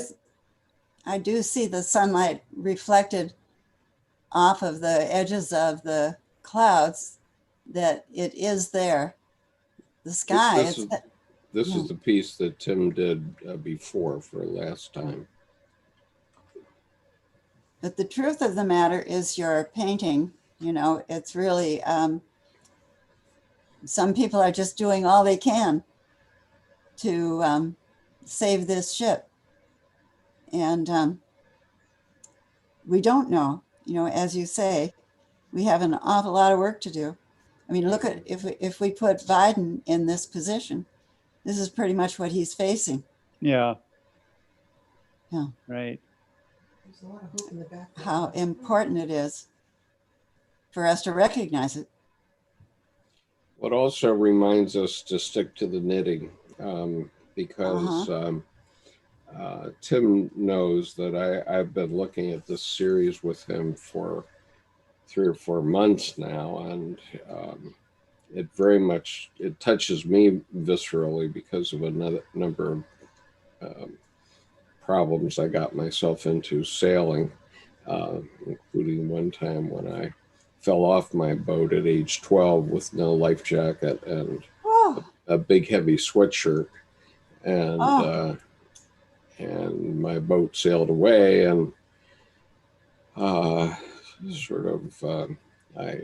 still wondering whether this is the dream that I am having before I drown on that occasion, kind of thing. But I mean, this very much reminds me of it. But in the end, the way that I survived was to remember the principles of, you know, what you have to do to sail a boat and keep it bailed and keep the sails trimmed properly and so on. So this series of Tim's is very powerful to me.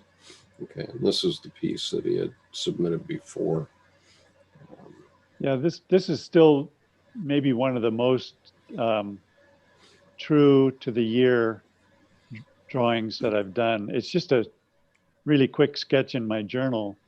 But what I realized was the pendulum is never going to swing the other way. And most of my adult life, I keep thinking, okay, Reagan gets into office and you know, at some point there will be a more progressive, human-centered, community-centered movement in the country, if not the world. And what I realized this year is that is never going to happen.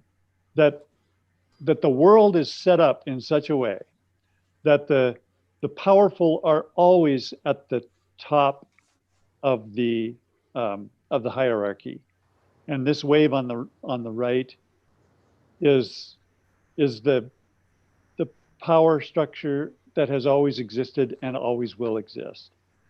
But that's not where the change happens. The change happens on the other side with this little tiny figure that seems to have no power at all. And those, it's kind of a Christ figure over there with a cross over his head. But that's the little insignificant person that is doing what they can in their own house, trying to do the right thing. And I think that applies to a lot of us. None of us are in positions of power, and we're all trying to make the world a better place. And we feel like we're just going to be squashed like a bug by this huge wave. But the fact of the matter is, this is always where the real changes happen. And no matter how big that wave is on the right, and no matter how many people get killed because of the military industrial complex, that's not what changes the world. No. So anyway, this is sort of my own realization. Oh my God, this, I can't ever hope that all of a sudden the tide is going to change. I can only hope that those of us who are the tiny people doing the tiniest little right thing in our part of the world are the ones that are moving the world forward. But Tim, I have to say, in your latest piece, Skip, can you go back and mute, because I'm having trouble telling over the echo. Yeah, go ahead. Great, thanks. When I look at these waves, Tim, they actually, not just the light, but the waves give me hope, because they're not walls of water. They're not tsunami. They're actually they're tall, and they certainly are attention getting and have a menacing aspect to them, but they're very fragile. And so that said to me, actually, that, there's hope in that. Yeah, they're big waves, but you can get around those. It's not like, the Japanese tsunami wave rolling tens of miles long in an unbroken wall of water. That's not what we're dealing with here. That you've really captured that what we're dealing with may feel really threatening and in many ways be very threatening, but it is workable. Yeah, that's totally. what it is to me. That's great. I agree with that. Two things, Tim. I think what strikes me is how viscerally I felt. I mean, Skip's often talking about doing something incredibly small that has a magnificent effect. And I remember specifically just stopping, taking notes when you were talking about the raised sword on the left or on the right in that sketch. And then the simple action was to turn the sword upside down, and now it's the cross. So I remember when you said that, it was just, it's just that one turn it 180-degree move from raised sword to grounded cross. And it changed the whole tenor. And then with those waves, they're alive. I mean, it's like a brachiosaur on the left. And I mean, they're all raising up with these identity waves. I don't know. Like they're not walls. There is hope. I really liked that was brought up. Kathleen just asked me, what's in the lower right-hand corner of this painting, Tim? Oh, that's my little squiggle that I use instead of a signature now. Okay. Can I say something, Tim? Oh, you're there. Okay. Can I say something? Go ahead. Daniel. Thanks. When Tim said that about the pendulum swinging and not coming back, I think in my view, it's right. For me, when I see the ocean, it represents the unconscious. And it's a very common symbol, I think, for the unconscious, the ocean. And I don't know if you're familiar with the symbol of the Ouroboros, the snake that bites its own tail. Right. For me, it looks as the Ouroboros head at the left and the tail at the right, but it's open. Oh, interesting. It's Wow. open. And the sailors are looking towards, while they're trying to empty the boat, they're looking towards the sun, towards the horizon where the rising sun is. So like the snake is it's letting loose of its tail, loosening its grip. But still we have to go through the waves, we have to go through the unconscious, this huge flood of change before we can go to the next stage. That's what I see, Tim. I think it's a very, very, very powerful piece you made. Oh, thank you One very thing much. we haven't talked very much about the guys themselves. I do understand the guy that's bailing out, but what is happening with this other guy? Well, it's funny that when I put him in the boat, I just sort of assumed he was driving. You know, he's got his hand on the tiller. Yeah, if you're ever in that situation, Coeleen, you have to keep your hand on the tiller and keep your boat oriented to the waves properly, or you'll just get completely swamped. So his role is just as important as the bailer. Well, he looks pretty relaxed to me for a guy that's holding the tiller in place. Right. I wonder about his attitude. Well, right. And it makes me think about this, this polarized political situation we're in. I think both the left and the right are crucial to the success of any enterprise. But man, we are sure working on different trajectories. Yeah. Interesting. Yeah. We're all in the same leaky boat. Yeah. Right. We're all going to go down together if we go down. Some of us want to bail and some don't. Yeah. Well, Colleen, that's an interesting point. I mean, to sleep at the wheel.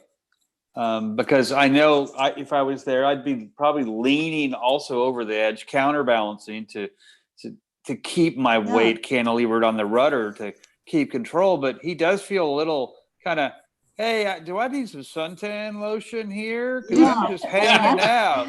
You know, he's hanging out. So I think there is that. I'm glad you picked up on that. I didn't see it. It's like asleep at the wheel, asleep at the rudder. Yep, it's the The guy other guy's right. not asleep at all. He's doing all the work. Well, maybe I'm biased, but I think he's steering and saying, "Is that so?" Oh, nice. Yeah. Nice. That's right. Well, then, yeah, that's the good point, Debbie, where then there's one that has to be calm to brace as a cornerstone for the other one to actually move forward. Wow. I think it's a very interesting image. I'm with you, Debbie, for sure. That's he's just not also, he's not worried about this situation, and he's right in the middle of the bottom of this painting, which is there's something significant about that. I think he's been put in an important place in your painting. He's the center. I mean, the other guy is attracting a lot of attention because he's so scared, but this guy is in the center. He's holding it.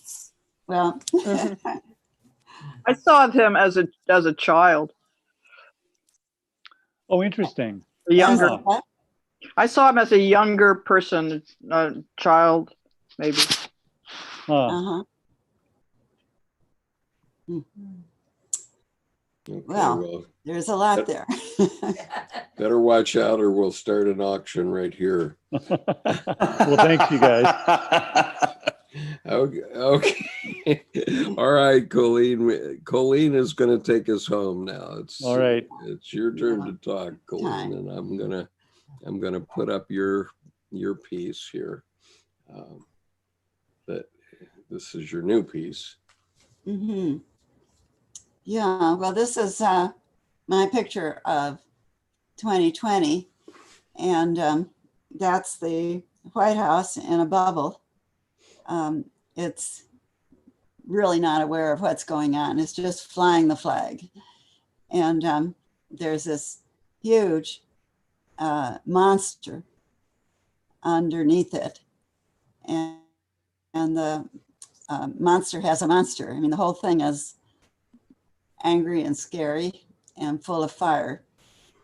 And of course, that's the line of the Covis, which is going off the page. And that's exactly what it's, every time I've looked at the New York Times, that's just what it's doing, is going off the page. The far left, it was like we thought that we could fight this fight in 2020. And this long line coming down is the Covis hitting us. And everything changes. And the stormy sky above gets bigger and bigger and bigger and bigger. And the Covis is everywhere. And the sun is there breaking through, literally breaking through. Any bit of sunlight has got to break up and become part of what it is that's going on. So, and then there's a shadow under the coronavirus, everything under the line shaded like a shadow. It's our shadow.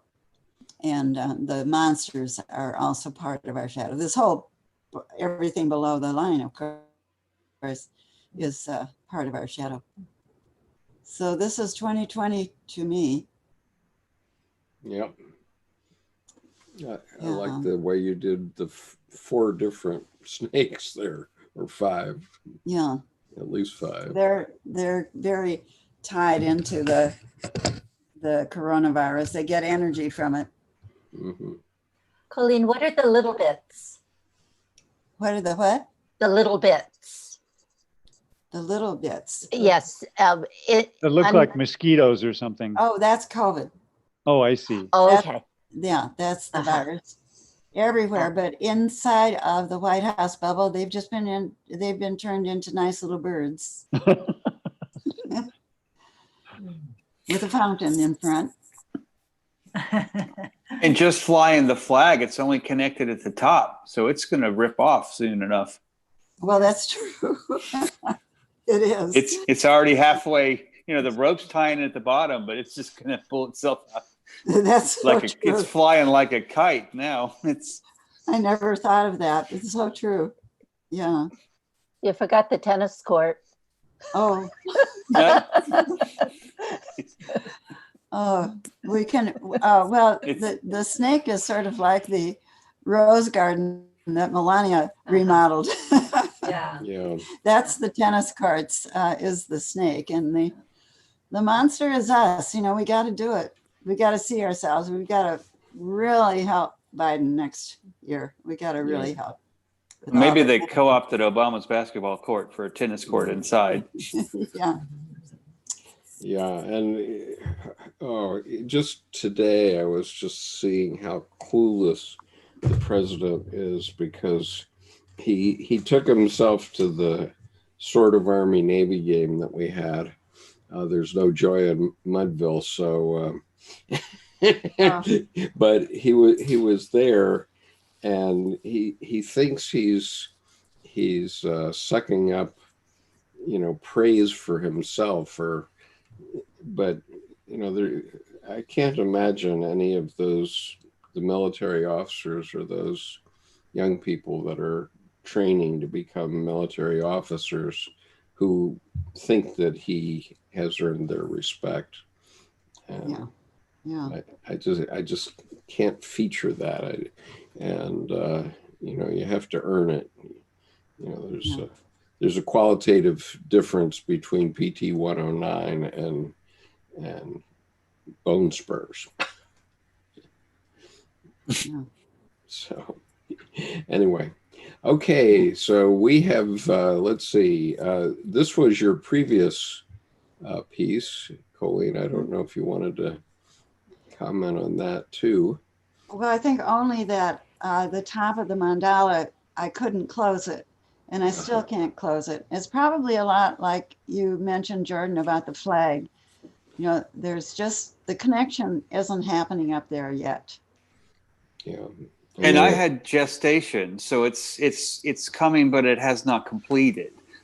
So mine was not finished, whereas yours not closed. Similar concept that it's still gestating in a way in process. Well, it looks like a volcano here. Yeah. The lines in the bottom right also mimic the monsters in my latest drawing. The monsters They coming do. up. They do. Mm-hmm. Yeah, and the rhizome from which everything comes is on the lower left. And so those colors, the red in the rhizome would indicate the snake and the virus coming out of the rhizome. And I called this contained victory. You know, I feel strong about the center and the whole diamond shape there too. I think that's we can handle this. We can handle this. But this blow up at the top, I'm waiting to see those things come back into order. What's interesting about this one is that the indigo or blue squiggle fruit on the hands on the right and the left feel to have transformed into your rising COVID curve and the rising stock market curve on the other one. It seems to be both, as if those are the tools in hand here. And then if we go to the new one, you have the squiggly, but it's now articulated in an up and down cascading crescendo upwards, both COVID increasing and stock market increasing. I really see a ticker graph. I mean, it's like I'm in NICE right now, or NASDAQ, and I'm watching this graph that's both stock market and COVID. That's so true. And I think every time I see that on the news, I think, what does that have to do with me? Yeah. Right. It's not my world. You know, why is this the center of the news? Okay, I'm going to share credits, but Colleen and Tim, if you want to wrap this up, I'll just share credits for a minute or two, and then I'll stop the share. Let me go first, and then you can wrap it up, Colleen. I just am so appreciative of everybody. I'm very impressed with all these images, and I really see a lot of parallels in all of the things that we've done. There's this real struggle to come to terms with what we're going through, and the tension and the activity. Every one of us has really grappled with, and I see it's hard for me to articulate, but there's a lot of parallels between these images. You know, if you're just able to do a quick slideshow of all of them, you would get the sense that we were all talking about the same subject, even though some of it's abstract, some of it's really realistic. But in any case, I feel like each of us has the responsibility to the future. And because of the effects of the short-sightedness of the whole industrial age, ours is really the first generation that is tasked with the really serious business of rescuing the future for the sake of our kids and all those that who follow us. Yeah. This is a huge task, but we have the power that we need to make the necessary changes. It will take a will to act and the tenacity to see it through, despite the many of us around who deny the reality and say, well, I didn't cause it, so I don't have to fix it. But this is a challenge for everybody, and we can do it. You know, despite all of the bad news and despite having almost crashed the country, and who knows if we're about to crash nature, but you'll notice that when you're out there working your buns off trying to make some changes in the world, you are never alone. There's always some other courageous group full of good people that are already working beside you. So we all agree that this is a really weird year. But one thing we know for sure is that the past is already done, and everything that remains to happen is yet in the future, and that hasn't been written yet. And that may not surprise you or may not fill you with delight, but the fact is that we don't have to follow the old patterns. Much as we love to do that just as a favorite habit. In fact, the future will only not bite us in the ass if we change our old ways. So I've been trying not to sink into despair, and I have plenty of reasons to do that. But the signs are becoming increasingly hopeful. Like yesterday, when the Supreme Court didn't go along with Trump, that was to me a really great sign. That wonderful? Yeah, yeah. And as Dorothy Parker says, you can't teach an old dogma new tricks. Oh yeah. But we can learn from our mistakes, and sometimes we even do. Her karma ran over his dogma. That's right. So I'm really filled with hope with people like you who are looking for the next thing in the future. We're all going to be a part of that, and we all need each other to complete that. So thank you. My blessings to everybody. And my thank you all too. It's wonderful to see the individuality of the mark and then realize that it's all part of a whole.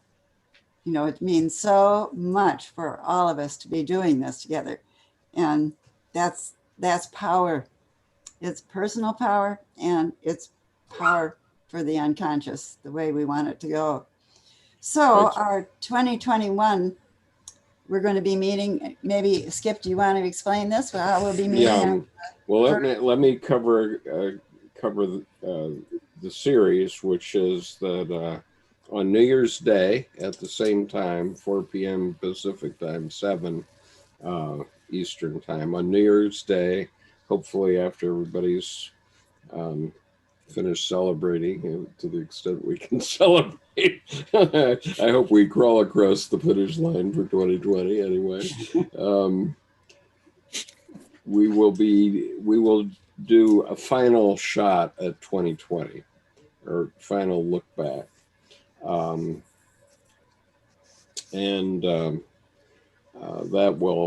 We obviously will have some more developments by then. And then on January the 30th, which will be 10 days after the inauguration, we're going to do a forward-looking piece about our hope for 2021. And then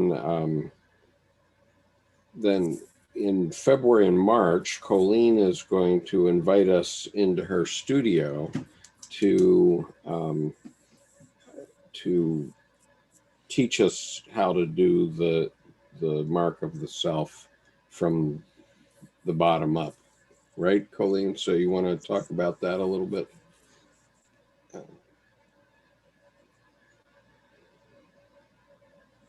No, we're not hearing you, Colleen.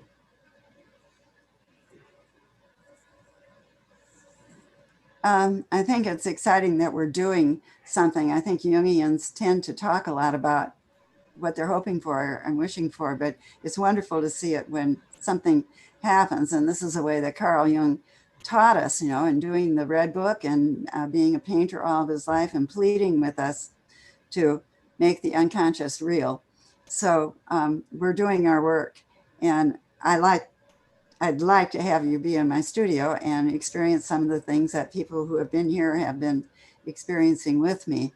How do we take this further? How do we take our mark further? And what is it that our mark is saying about where we are in the profiles, in the Myers-Briggs, for instance? So we're learning a whole new vocabulary, and we're doing well. And that's what we're going to be doing in my studio in February and March, 9th and 23rd. Yep, so it's the 9th and 23rd of both months. 2 Tuesdays. And meanwhile, we have some other programs coming along. One is tomorrow at 2 p.m. Eastern time, 11 Pacific time. We're having Melissa Townsend, who has done a translation from the Sanskrit of the Yoga Sutras of Patanjali, and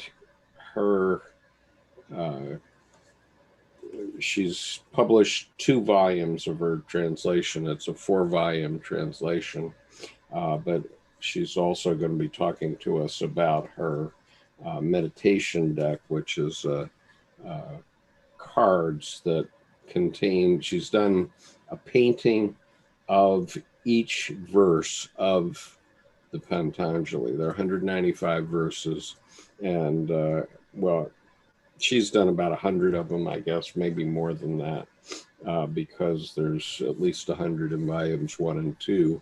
And then she's also well on her way to volume 3. But we'll be doing that tomorrow at 2 p.m.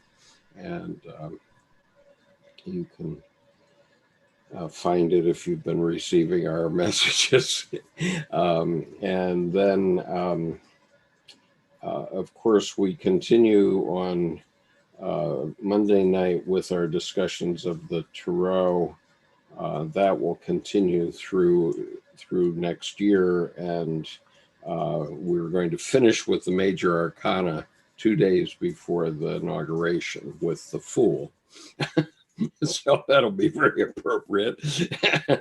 And then also on Wednesdays, we have our regular advanced reading group at 1 p.m. Eastern Time, 10 a.m. Pacific Time. And then in January, 2 very exciting programs that we've got going. One is with Steve Buser, who is going to introduce the 28 volumes of, he's going to introduce volume 1 of the 28 volume series, which is going to take 10 years to publish, of the work of Marie-Louise von France. And the first book is on fairy tales, for which she was very well known. And so that's going to be on January the 3rd. And if you don't have, I'm going to put the way that you can get signed up here, so that once again, so if you don't know where to get notices of these things and how to find them, the link is there on the Zoom and there on YouTube, and then you get all the notices that you want. And on February the 7th, I have persuaded successfully Jorge Ferrer to talk about the participatory approach to spirituality. And it's a very powerful turn in the way our species will look at God going forward. Whereas in the past, we've always been taught that there's some object out there that we should be referring to, but now we're going to be participators. We're going to participate and enact the world we want, because we're the ones that are alive now. And so Jorge Ferrer will be speaking to us about that on the 7th of February. And every Sunday, nobody here is going to come, probably fortunately, but I've been talking about his book on Sunday mornings entitled Revisioning Transpersonal Theory, which is a participatory vision of human spirituality. And so I do that every Sunday at 8 a.m. Eastern Time, so 5 o'clock in the morning for everybody in California. And the reason I do it at that time is because I'm aiming it at China, where they're not allowed to look at YouTube, but they can listen live on a YouTube stream. And so that's why I do it at that time every Sunday morning. So anything else we should talk about? I'd just like to say that after this year, let's hope that at 12:59 and 59 seconds on 12/31, it doesn't go to 13/1 instead of 12/1 on the calendar. Yeah. Or something like that. Yeah. Wait. What do You mean There's a 13th month. 11:59? This year is not stopping. Gotta have another month. So anyway. Yeah. Well, Anyway, anything else? We'll deal with Tim's vote then. Yeah. Yeah. Well, we'll be interested to see which of his current paintings are still available after he has his exhibition over this weekend. So there we go. Anyway, well, thanks everybody. This has been a peace. really wonderful experience. Thank you, everybody. Look forward to the Thank next you. one. And thank you for being here, Emeritus and Manuela and Daniel and Tunes. My Yes. gosh. Yeah. There she is. And Mark. So peace. Good night.